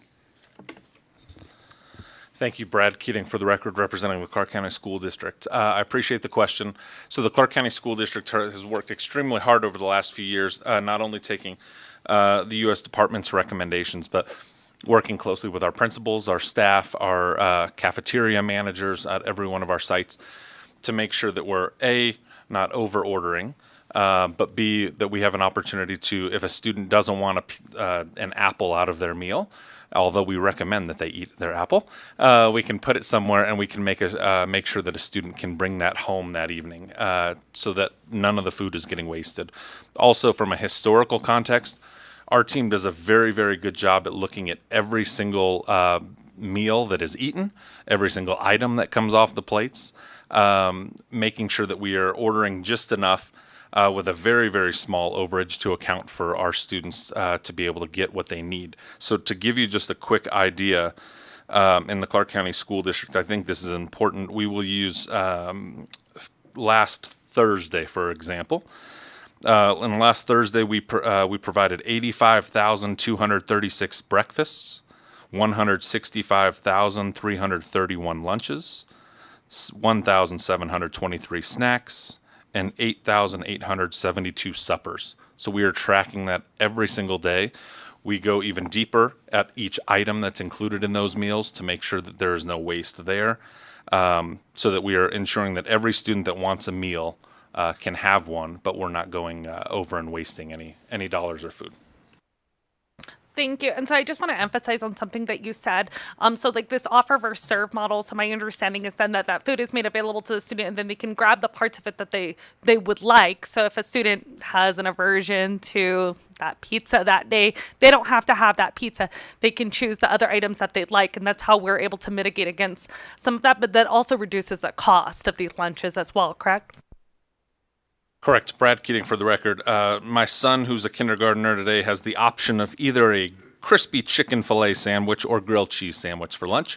And then, as part of the vegetables, green beans and carrots or baby carrots. I asked him this morning what he planned to eat, and he told me he wanted the green beans and carrots because it gave both as opposed to just the baby carrots.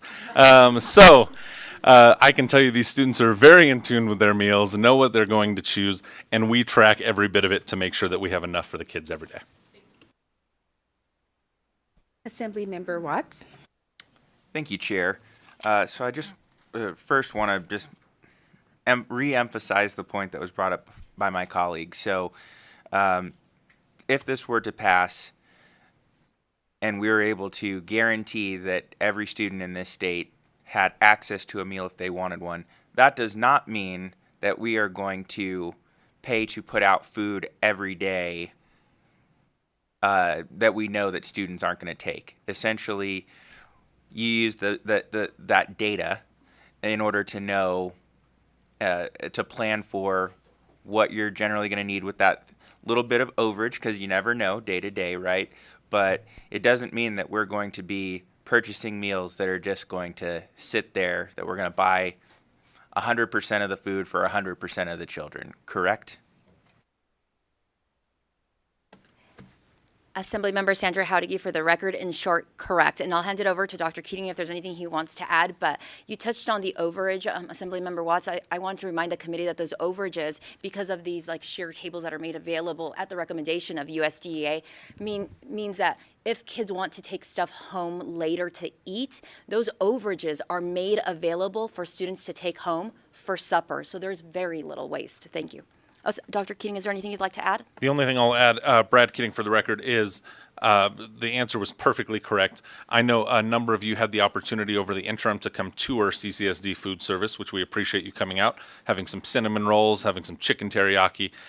We have our students fill out surveys constantly, and we also bring a group in once a month to do kind of blind taste tests of our food to make sure. Obviously, they're up to nutritional standards, but we want to make sure the kids like them and they are eating them every day. Thank you for that. I was going to add, Shay Backus for the record, representing Assembly District 37. Thank you, Assemblyman Watts, for your question. I also had read an article in the Nevada Independent from May 10th, 2024, wherein Washoe County School District had done a study before the pandemic, and that the amount of waste they found before the pandemic and then after the pandemic, when actually meals were provided for free, that there was no change in the amount of waste from going from a limited amount of children receiving free meals and reduced lunches to COVID provided free meals to all students. Thank you very much for that clarification. Mr. Keating, you're talking about the menu items making me hungry, but so another point that you brought up, but I just want to make sure, because I went and looked up and wanted to make sure I've got these numbers correct. So we do know that, for example, CCSD is stepping up and is providing meals for all students. We know that there are some schools in other districts as well that provide 100% free meals. But outside of those counties or schools, it seems to me that for a single parent making more than $26,572 per year, they would have to pay something. They do not qualify for free lunches. And for a family of four, that is, I believe, $40,560. So they would fall into the reduced price, but would still have to pay for their children to have lunch. And then if a single parent makes more than $37,814 per year, or a family of four makes more than $57,000, $720 per year, then they have to cover all of the cost to provide meals for their students. Is that correct?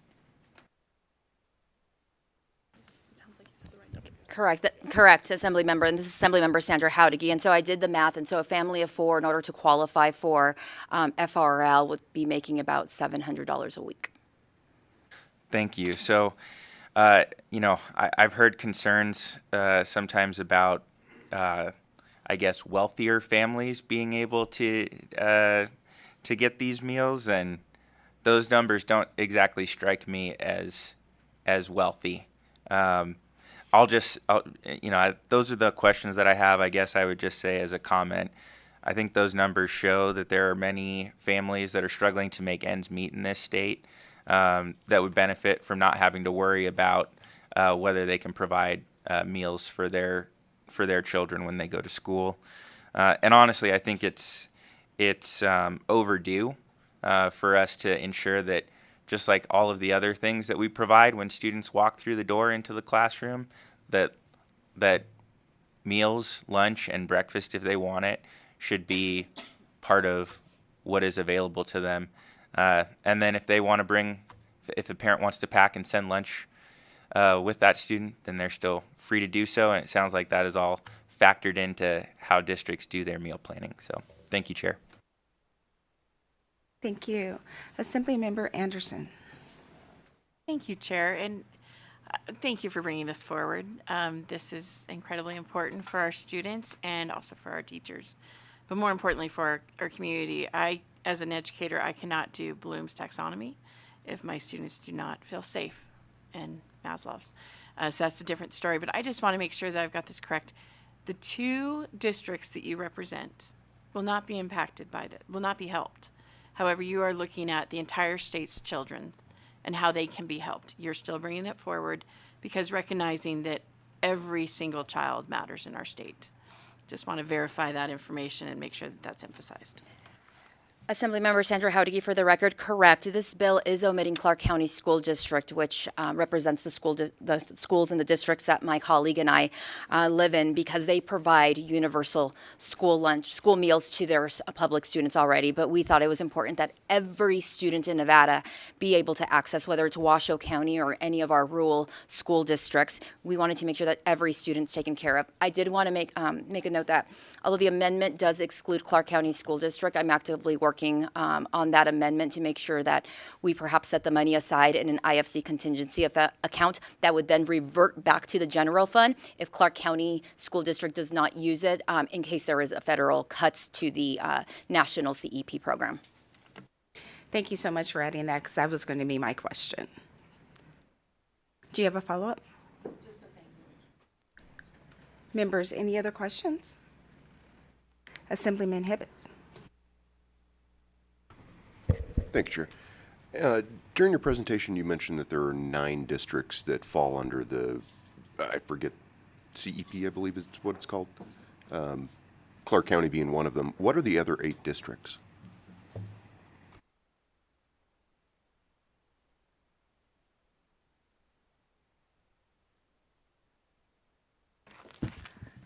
Assemblymember Sandra Howdiggy, for the record. So all school districts actually qualify for CEP.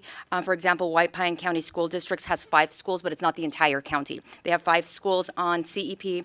Washoe County School District has 59 schools on CEP. Story County School District has 1 school on CEP. Pershing 1 school, so it's not the entire county. But every county in our state has schools that qualify for CEP, but not the entire county. Clark County School District is one of the counties that's entirely on CEP. Also, Churchill County is also completely on. So I have not reached out to speak to the other counties who are 100% on, but if we were to include them, it would be another savings of $343,000. Clark County being the big one of almost $27 million. Members, any other questions? All right, not seeing any, I will ask you to step back and we will invite to the table those that are here to testify in support of Assembly Bill 268. Go ahead and fill in all the chairs here in Carson City and the chairs at the table in Las Vegas. We will start with the support testimony in Carson City, move to Las Vegas, and then go to our phone lines. Good morning.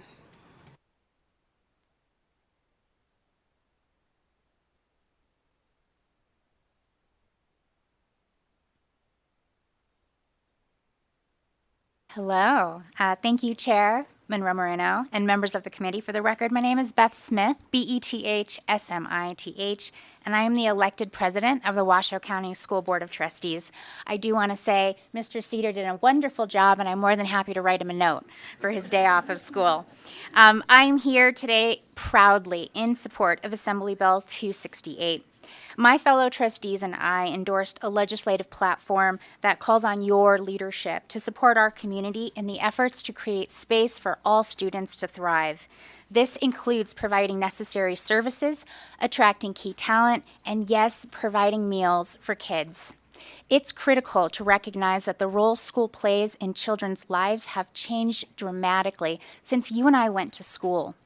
Today, schools are a key source of stability, and for many of our students, unfortunately, the only source of stability in their lives. Our role as a school district is to give kids what they need to succeed, no matter what their lives may be like outside of our walls. Feeding kids is a critical part of this equation, regardless of their background or income level.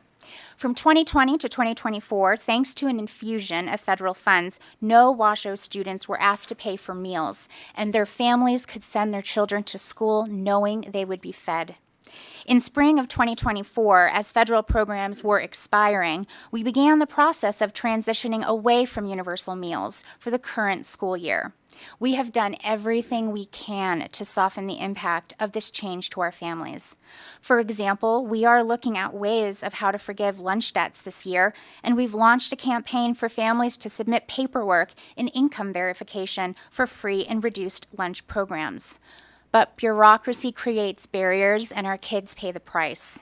Families who barely get by or are facing any number of economic struggles don't qualify because free and reduced lunch income limits are so low. Sadly, even with all of our efforts, program participation has plummeted.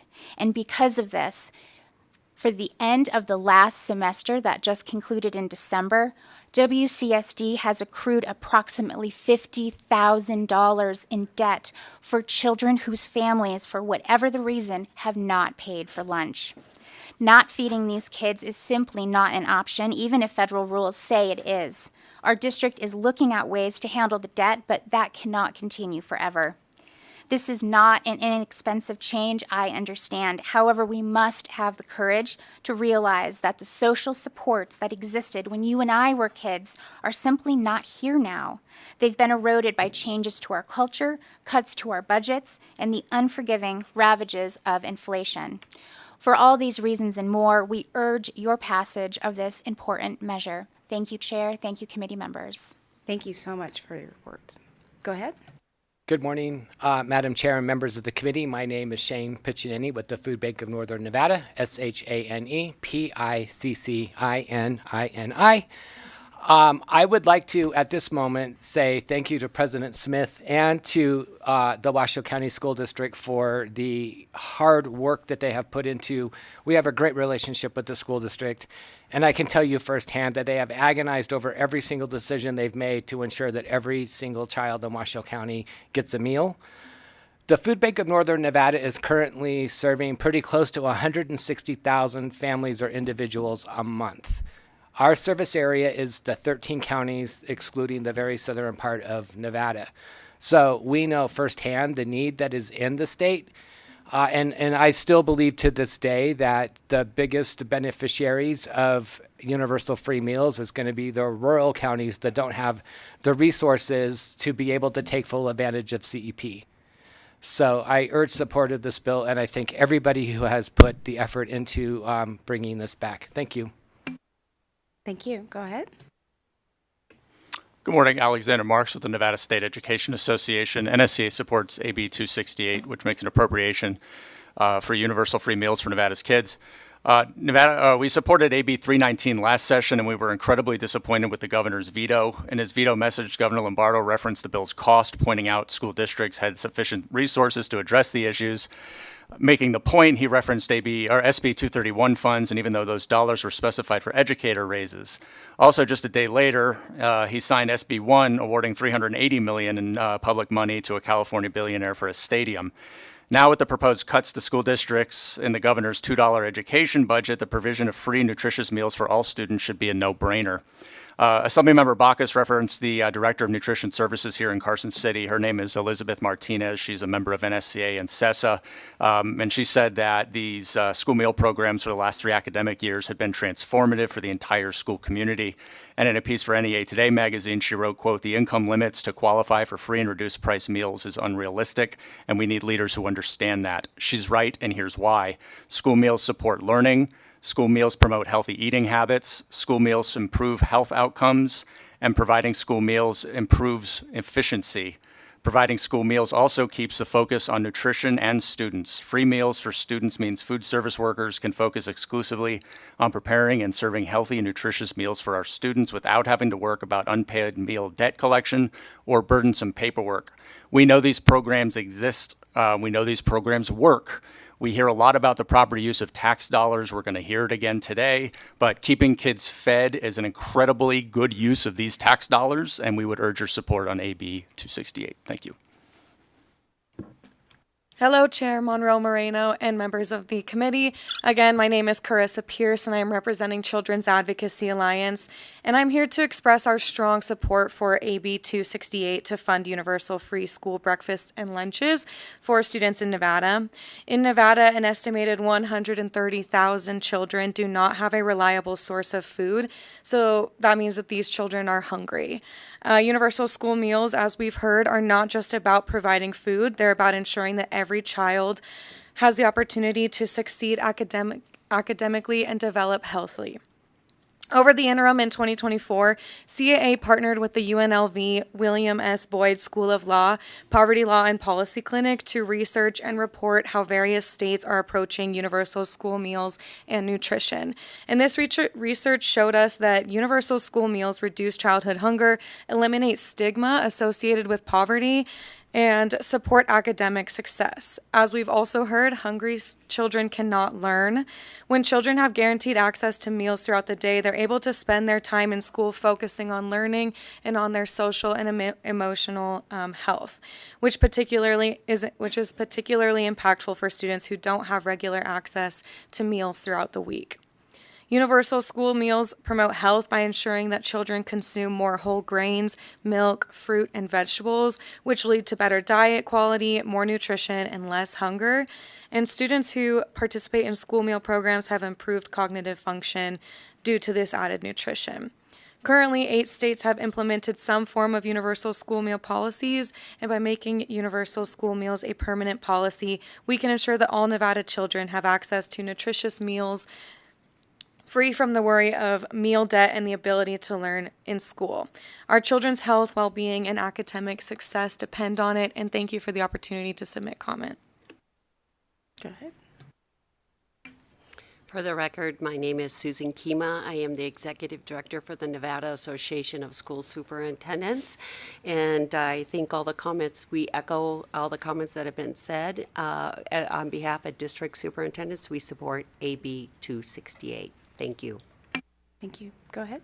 Thank you, Madam Chair, members of the committee. My name is Tom Clark. I'm here on behalf of the Nevada Association of School Boards. It's been a very busy morning for education-related policy and appropriations. From the Association of School Boards perspective, this is a priority for us to bring this program back. Many of our rural schools are doing their best to provide these meals for these kids. This appropriation is appropriate. We very much support it. Thank you, Madam Chair. Thank you. Seeing no one else here in Carson City, we'll go down to Las Vegas. Good morning. You can go ahead.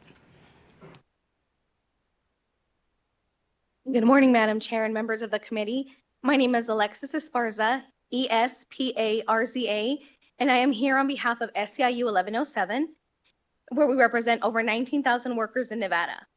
I'm also here as a mother of 2 CCSD students and know firsthand just how much of a difference free school meals can make for our kids. I'm here today testifying in strong support of AB 268. This bill ensures that all Nevada students have access to the nutrition they need to stay engaged and succeed. We know that well-fed kids do better academically, have improved attendance, and are more focused in the classroom. When we provide universal free meals, we eliminate unnecessary stress for students. support their development, and create a better learning environment for everyone. Every child in Nevada deserves the chance to focus on their education, not whether they will eat or not during the day. I urge you to support AB 268 to ensure that all the students in Nevada have access to the meals they need to learn, grow, and succeed. Thank you for your time. Thank you. Not seeing anyone else in Las Vegas broadcast. Do we have anyone on the phone lines? To testify in support of Assembly Bill 268, please press star 9 now to take your place in the queue.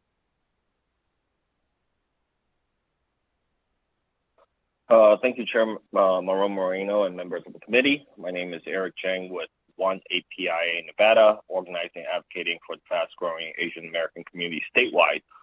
We want to thank Majority Leader Haldgi for sponsoring AB 268 and offer our strong support. Since the start of the COVID pandemic, our organization has partnered with local nonprofit Asian Community Development Council, ACDC, to address food insecurity. My entire staff has volunteered in food bank, both in Clark, but also here in Washoe, neighboring Washoe County in various capacity, fundraising, translation, sourcing, intake, or literally delivering the groceries needed to assist our families in both Southern and here in Northern Nevada. That's also to say we have hands-on experience in witnessing and attempting to meet the growing need of our families when it comes to food insecurity. For AB 268, it removes barriers, and for our community, it reduces stigma and ensures every student has the nutrition they need to learn and thrive. So thank you so much. Thank you. Next caller. Thank you. My name is Leanne McAllister. I am the Executive Director of the Nevada chapter of the American Academy of Pediatrics in strong support of AB 268. In a recent survey, the members of the Nevada chapter of the American Academy of Pediatrics overwhelmingly voted to make universal free school lunch one of our advocacy priorities for the 2025 state session. The majority of the 290 members of the Nevada AAP are board-certified pediatricians, generalists, and subspecialists. Members also include pediatric residents, medical students, and advanced practice providers, all of whom live and work in Nevada and have dedicated their professional lives to the health of all children. Thank you. Thank you. Next caller. Good morning, Chair and members of the committee. My name is Shelby Swartz, and I'm the Executive Director of Battleborn Progress. But I'm also here as a mother who understands the crushing weight of rising costs on Nevada families. No parent should have to worry about whether their child will have a nutritious meal at school. Assemblymember Howdigi and Assembly Democrats are recognizing this reality with Assembly Bill 268. This bold, meaningful action will provide real financial relief to working families while ensuring every child in Nevada is fed and ready to learn. Providing permanent guaranteed school lunches for Nevada students is more than just an investment in our children's health and education. It is a lifeline for hardworking parents struggling to make ends meet. Packing a healthy lunch can cost over $700 per child per school year. For families with multiple children, this burden grows even heavier. Free school meals dramatically reduce or eliminate this cost, allowing parents to redirect their hard-earned money towards rent, utilities, school supplies, and other necessities that support their children's growth and success. Beyond financial savings, this bill ensures that no child in Nevada will have to sit in a classroom hungry or embarrassed because they couldn't afford a meal.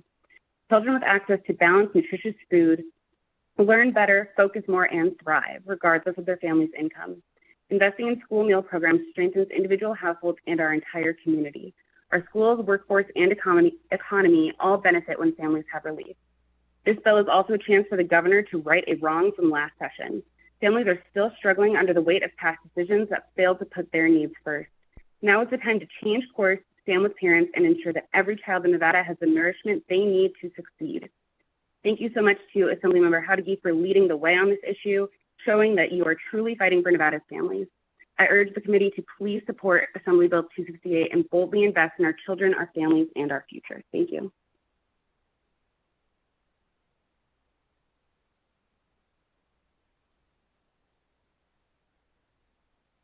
Thank you. Next caller. Good morning again, Madam Chair.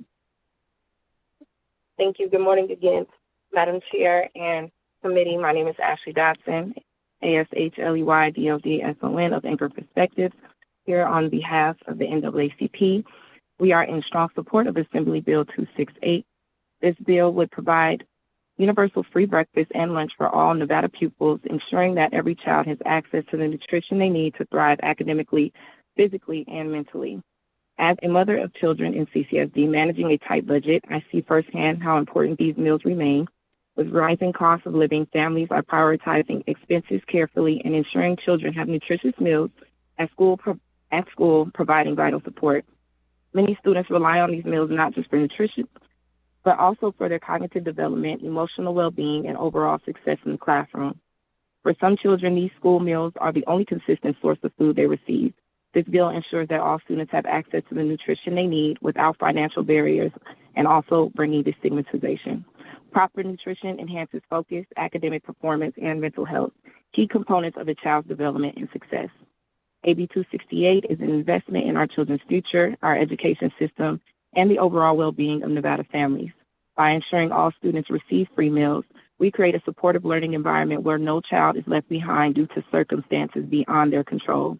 On behalf of the NAACP and many families who benefit from these programs, I urge this committee to pass AB 268.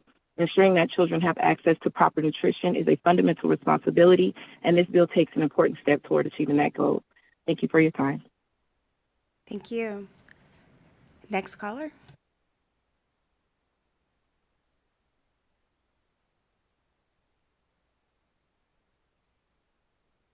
Good morning, Chair and members of the committee. My name is Cheyenne Kyle. I work with the Aboto Collective. I'm the food programs coordinator of the Aboto Collective here today in support of Assembly Bill 268. As all the previous commenters have stated, we are seeing rising food costs, rising housing costs, the strain on families, the strain on parents. I also operate as an urban farmer, and one thing that I can say on the production side is that we need to be able to ensure food security for children. And the way that we can do that right now is through this bill.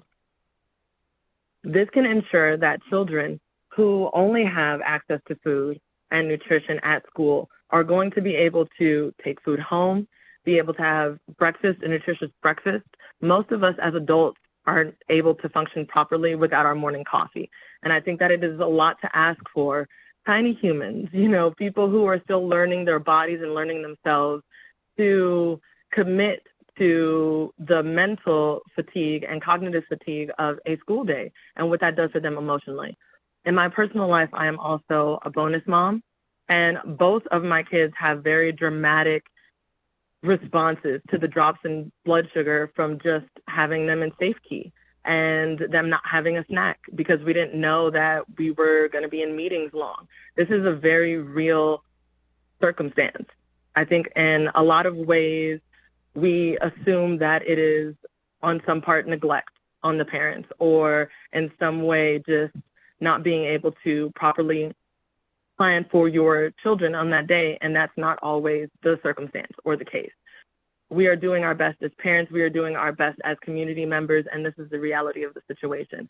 For us to be able to invest in these children and double down actually on the investments that we are doing within Clark County School District and other school districts, as far as making sure that we are appropriately paying our teachers and investing in curriculums that involve them being outside. A lot of that goes further by ensuring that their bellies are full and they're able to concentrate. So I highly, highly, highly suggest that you guys support AB 268 because it is imperative. We are in a very drastic food situation. Food is scarce for our state in general, but we want to make sure that we are doing what we can to support our children. So thank you. Thank you. Next caller. If you have recently joined the call and would like to testify in support of Assembly Bill 268, please press star 9 now to take your place in the queue.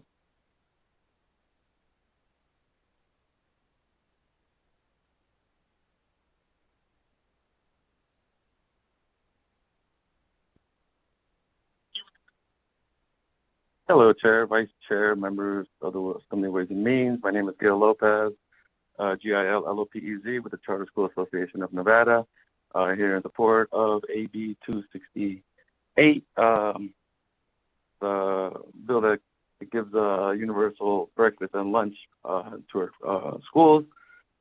Here in total support, we believe that having our students with a full stomach, both for breakfast and lunch, leads to better education outcomes and allows them to learn in school.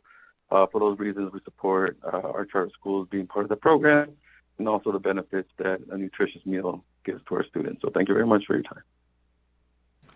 Thank you. Broadcast, do we have any other callers? Chair, there are no additional callers to provide testimony at this time. Thank you so much.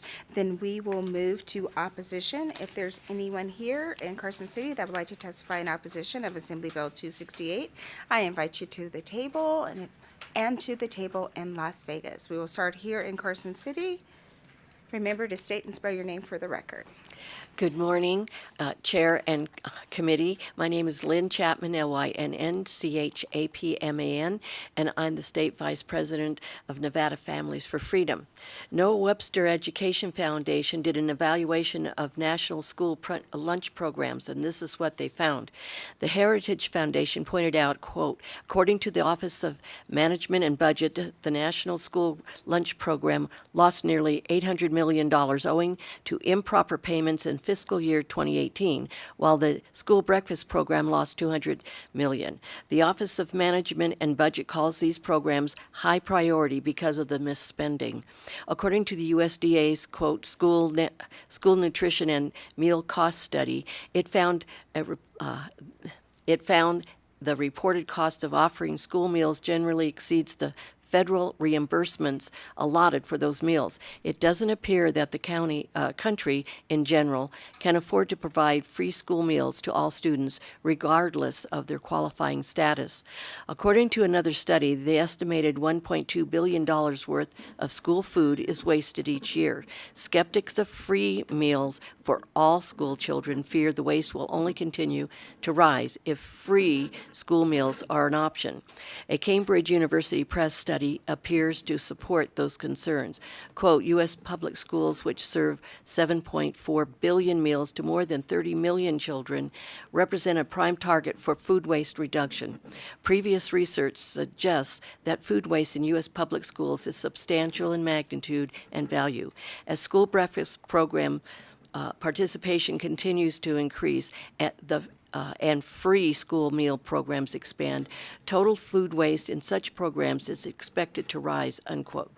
Whether federal dollars or state dollars, it all comes from whom? The taxpayers. The program is not free. It's a bad idea for taxpayers because all the costs of living is going up for everyone, and the taxpayers can't afford to keep paying for everybody over and above what we're already doing. So thank you. Thank you. Go ahead. Brianna Cowan for the record, BRIANNACOWAN. I represent Douglas County Republican Central Committee and the co-chair for the Nevada Federation of Republican Women and the chair for Douglas County Republican Women. I thank the chairman and this committee for conducting a hearing in such a public fashion for our engagement. As a former educator, I highly respect and commend the spirit in which this bill is brought forth. I don't think that spending money on children is ever a waste, so I'd like to say that outright. However, this excessive spending, $16 million, would place an extreme burden upon taxpayers. Additionally, it would strain the very systems that those most in need would rely upon.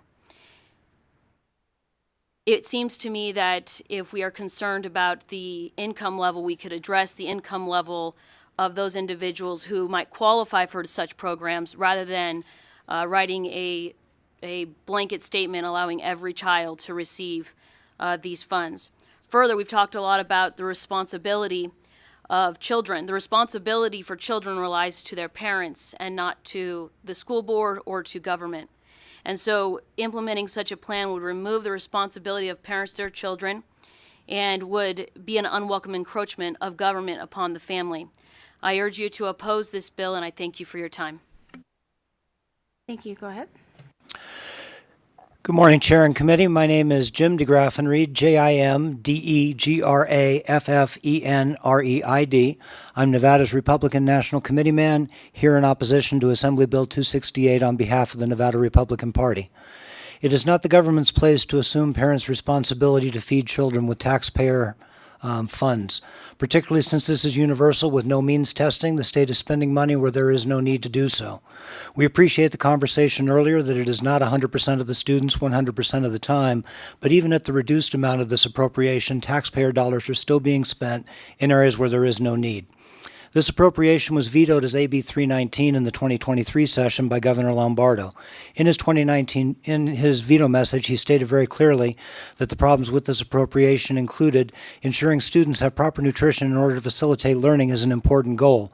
So too is reducing the stigma sometimes associated with students who receive free or reduced price lunches. However, subsidizing those who can afford to provide their children with lunch and addressing food waste in school cafeterias are also good policies. Governor's veto message further noted that of the almost 490,000 students enrolled in Nevada schools in 22-23, more than 201,000 students were eligible to enroll in the free or reduced lunch program through USDA. Further, he stated that 660 schools statewide meet the USDA criteria for free meals for all students. It was stated earlier today that these schools exist in all 17 of our counties. Before the COVID pandemic, free school meal programs were needs tested as appropriate. Universal free lunch programs were developed during the pandemic and were always paid through federal funding sources. These funding sources are no longer available. District officials should build programs appropriate to their needs, as Clark County has done. With COVID-19 behind us, it is time to return to the normalcy of pre-pandemic operations. We strongly urge this committee to reject this non-means tested appropriation. Thank you. Thank you. Go ahead. Madam Chair, members of the committee, good morning. I'm representing the Independent American Party this morning. My name is Janine Hansen, Janinehansen. I am the state chairman. One of the reasons families can't afford to feed their own children breakfast and lunch is because of the cost of government. According to the Institute for Policy Innovation in the United States, the total U.S. tax burden, including federal, state, local, and hidden taxes, is equal to 56% of a personal consumption spending. 56 is more than a family spends on housing, food, health care, transportation, education, and recreation. How can people possibly take care of ourselves and our families when government takes 56% of our income? I think this is a significant issue because we see that food inflation is caused by the federal government by printing money and their profligate spending. It's very important to realize that much of this problem has been caused by government who purports to try to solve the problem by spending more money on this bill.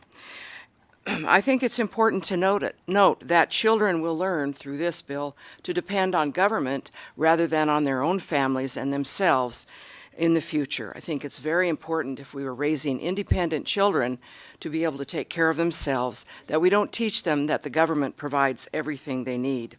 There have been additional problems with school lunches and breakfasts, and that is sometimes low quality food, and I would say possibilities of food allergies.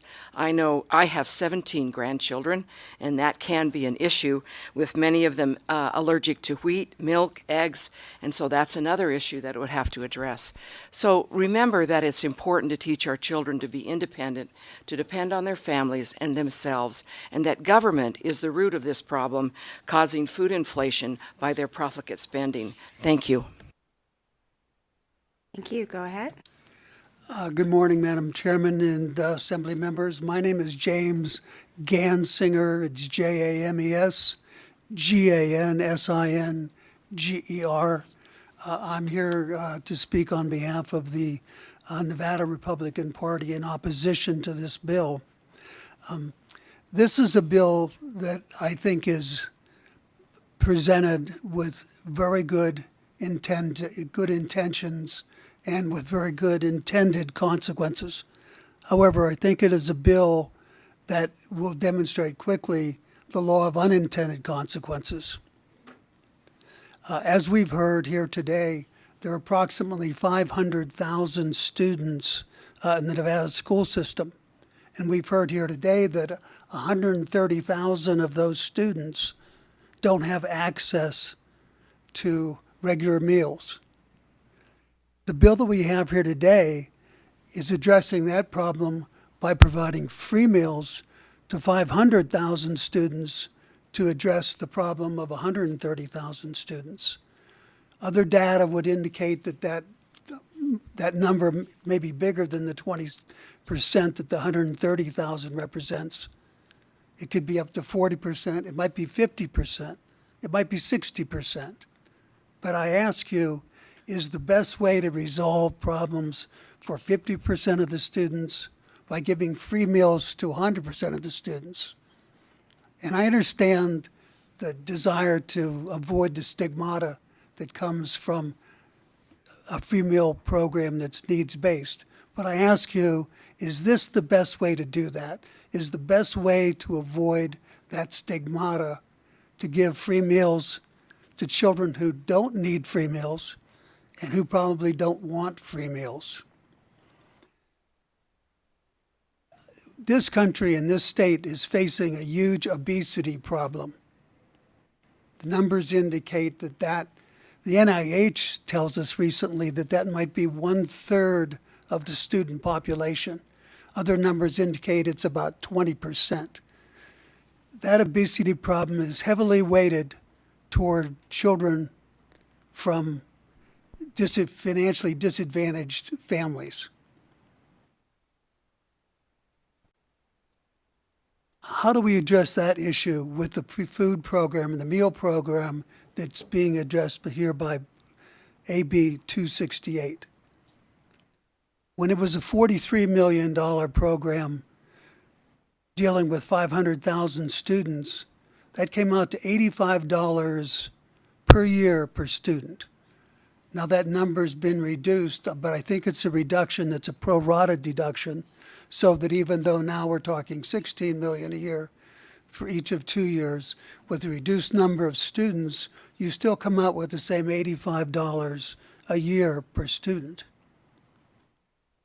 Unless you have a food program that provides healthy, nutritious food to students, you're doing a huge disservice to the very students who can't afford to pay for their lunches and for their meals.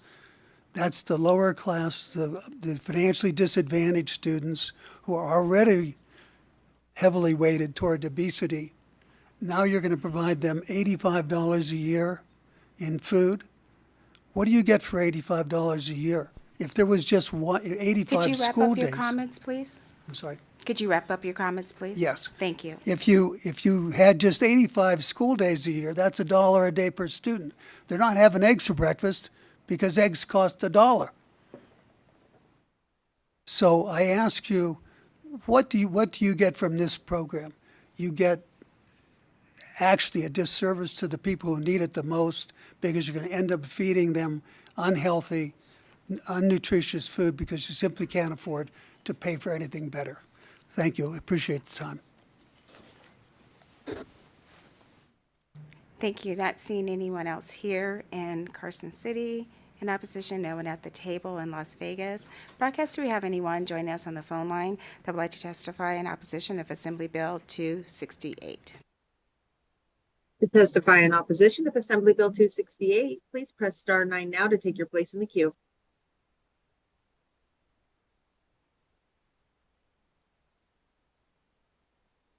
Good morning, everyone. Hopefully you can hear me. CYRUSHOJJATY. I do not support this bill. First of all, I don't know about you, but I wasn't told on what type of legal status can people apply or be supported by this food program. The other thing is that, is this going to incentivize in terms of family structure regarding poor parenting? So in terms of family planning, will this incentivize people who cannot financially support children in the long term? Just like, we have seen since the 1960s an increase in a lack of two-parent households, larger share of people that are on welfare. Will this encourage poor financial planning? In other words, it will encourage families not to put their priorities in terms of spending food for their children, and they'll just simply depend on the state to essentially fund their child nutrition needs. These are the reasons why I do not support it. Now, however, I do appreciate that this issue is very important. A lot of children are having significant concerns. However, I think a compromise should be done. Number one, I think these foods, I wasn't told that they're produced at a good standard. Will these foods be produced organic, non-GMO, pasture-raised, grass-fed, all these other standards? None as far as I know of. The other thing is, who's going to be paying for this? Now, from the film tax credit bill, I heard that Nevada has the lowest gaming taxes in the nation. Why don't we allow these casino elites pay for these programs instead of putting it on the backs of the middle and working class? And I think a compromise should definitely be done. Furthermore, while I think it's important that people have to be helped with the rising cost of food, but we have to know what got us here. And a lot of the surge in food prices was a result of COVID supply chain issues. This is according to many articles, including one media personnel, John Oliver, from last week tonight. But other than that, thank you so much for addressing this issue. I do not support this bill the way it is. I will yield my time. Thank you. Next caller.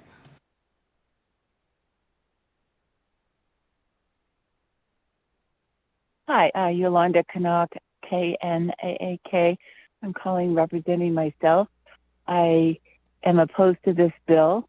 I think that people don't realize that our nation is on the verge of bankruptcy, and increasing spending is a huge mistake. I am in support of low-income families getting free meals for their children, but not universal. Thank you very much. Thank you. Next caller.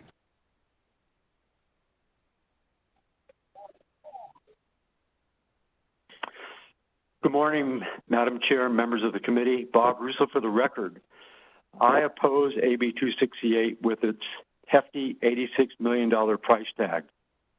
This costly bill will reach deep into the pockets of Nevada taxpayers, many of whom are already struggling to make ends meet. And to put it mildly, school food programs do not have the best track record when it comes to effectiveness. For example, food waste is a huge problem with school food programs in the U.S. A 2018 to 2019 survey reported in a Penn State research article from January 18, 2021, found that food waste among students was problematic, with it revealing that students in all grades waste vegetables and fruit the most, representing more than 50% of their plate waste. And of course, we all know that fruits and vegetables are probably the most nutritious part of that meal. When I was a kid, if I didn't eat my fruits and vegetables, I didn't leave the table. Things have changed. I'll continue. Okay, costs again are an issue. According to a Heritage Foundation article from June 10th, 2019, it goes on to state that in 2018, U.S. taxpayers spent $17 billion on 2 federal school lunch programs combined. Yet for decades, these programs have been plagued by misspending and improper payments. And as already has been brought to the table this morning, there's questions about food quality. Again, what's the source of the food? Are they GMO, organic, and so forth and so on? That's a concern. So again, this program is just, in my opinion, fiscally irresponsible, especially when it's universal in nature, when there's going to be people who are going to benefit from this program that can very well afford to feed their children. And as Janine Hansen mentioned as well, this program is teaching young people that they can grow up to depend on the government, which is not a good thing. They need to grow up to be able to stand on their own 2 feet and carve out their place in the world and support their families. So given this, I oppose this bill, and I encourage you to do the same. Thank you very much. Thank you. Broadcast, do we have any other callers? Chair, there are no additional callers to provide testimony. Thank you. And there's a gentleman at the table in Las Vegas. I'm informed that you wanted to testify in opposition, so we'll go back to Las Vegas for this one testimony.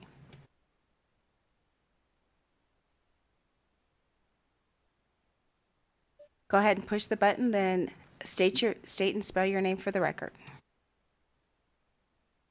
Okay. Hi, my name is Al Rojas. I live in Assembly District 12, Senate District 21. I want to make a statement in opposition to this bill. The governor has been very clear that the majority of the kids that are in need, in financial need, are getting the meals for free that they need. And, you know, I testified for the interim finance committee. I see how hard our legislators are working to save every penny and raise as much funds available for our growing state. And honestly, people are thinking that our legislators are not working hard, which is not the case. And we need more transparency. There's some transparency bills. And I think it's just going to lack credibility to our hardworking state legislators on all levels on a bipartisan issue. So I don't really think that this money is necessary for these kids. I think the people that can pay are fine. And I think that we should be spending our money more on how to get our kids to read, you know, and channeling this money appropriately so that it's earmarked specifically for education, for reading, and for our teachers' salaries, which is what we definitely need. There actually should be a bill for getting the money to the teachers, not for the money for the food. Thank you very much. Thank you. And that will end opposition. We will move to the neutral position. If there is anyone here in Carson City or Las Vegas that would like to testify in neutral on Assembly Bill 268, I invite you to the table. Not seeing anyone come to the table here in Carson City and no one walking towards the table in Las Vegas. Broadcast, do we have anyone on the phone line that would like to testify in the neutral position on Assembly Bill 268? Chair, we have no additional callers to provide testimony. Thank you so much. I will invite the sponsors of the bill back to the table for closing remarks.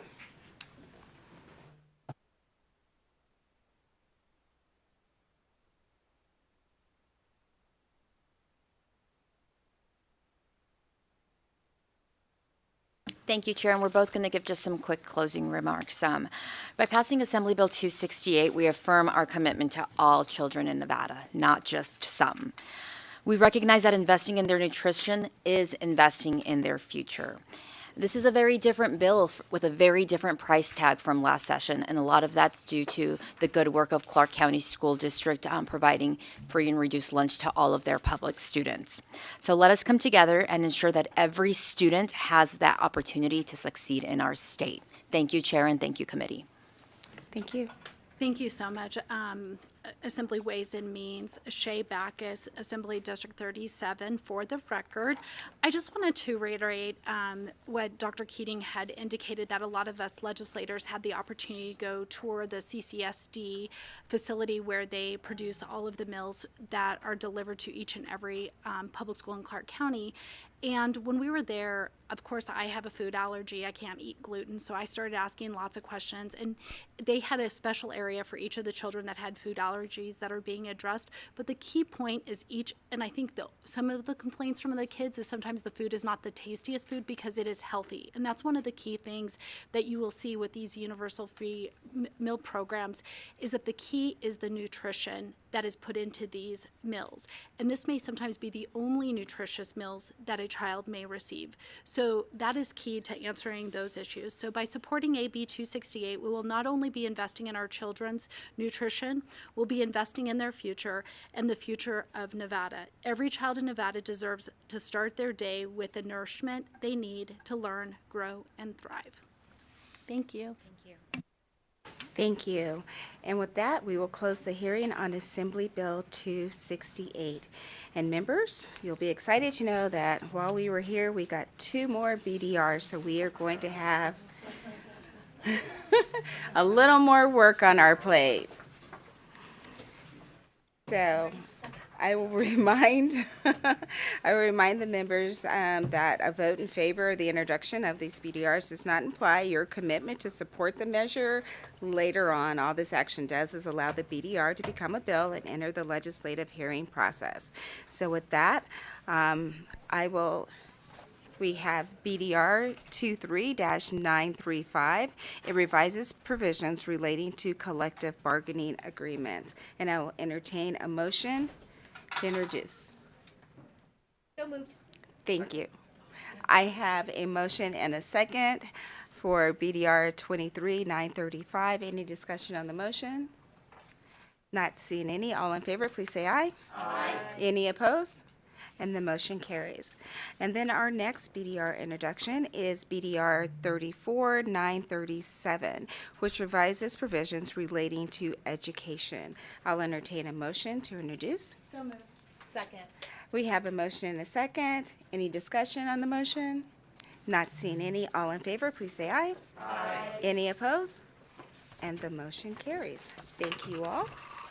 That brings us up to the last item on our agenda for today, and that is public comment.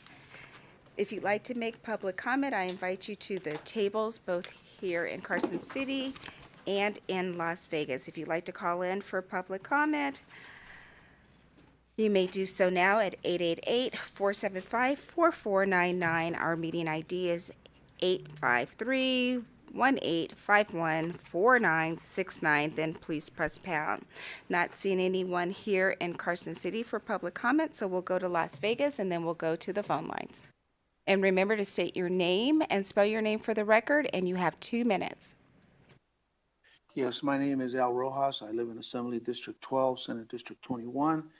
I just want to address our legislators that hopefully we can come up with some kind of legislation which will earmark money specifically for our teachers and for our kids for reading, and also hopefully do some external audits for our school district, especially here in Clark County. We definitely need that. I testified to the interim finance committee. I wanted to do a follow-up, but I couldn't. And I see how hard our legislators are working to, like I said before, to track every penny. I heard how we were concerned, or our legislators were concerned about the revenue from the cigarettes not being there, and people are questioning the credibility of our legislators, which are working so hard on both on a bipartisan level and on both houses. The Interim Finance Committee, as you are all aware, is composed of a bipartisanship or a bipartisan group and both houses. So if something's not put through somebody else, I'm hoping that you all can get together, because we definitely want to support our legislators. We definitely are a growing state. We want to use our money adequately, and our kids are not our future. They're our only hope to get us to the place where we want to be, a place that is safe. It creates kids that stay in school, keeps them off the streets. It reduces crime. It's going to diversify our economy. They are our only hope. Getting these kids to read by the 3rd grade. And I'm not talking about a 3rd grade bill. I'm talking about getting our kids reading by getting money to our teachers, to our kids, to their books, and keeping our kids in school is our only hope to have a great place to say that when you say home is Nevada, it's a place that you can be proud to bring your family members to. Thank you very much. Bye. Thank you. Not seeing anyone else in Las Vegas. Broadcast, do we have anyone on the phone lines that would like to make public comment at this time? To provide public comment, please press star 9 now to take your place in the queue.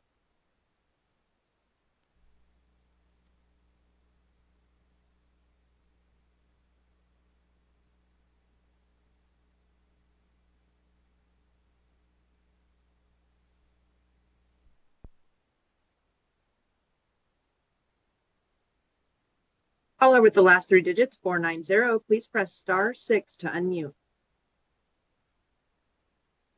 Yes, CYRUS, Thank you so much for having me. I will ditto the comments of the previous person. Really good comment. Thank you so much. And please have more town halls.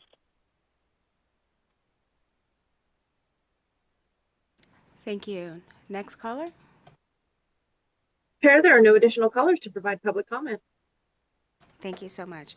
And members, that concludes our agenda for today. Tomorrow we have subcommittee hearings, so I'll see you all bright and early tomorrow morning, but on the floor later this, about an hour. This meeting's adjourned.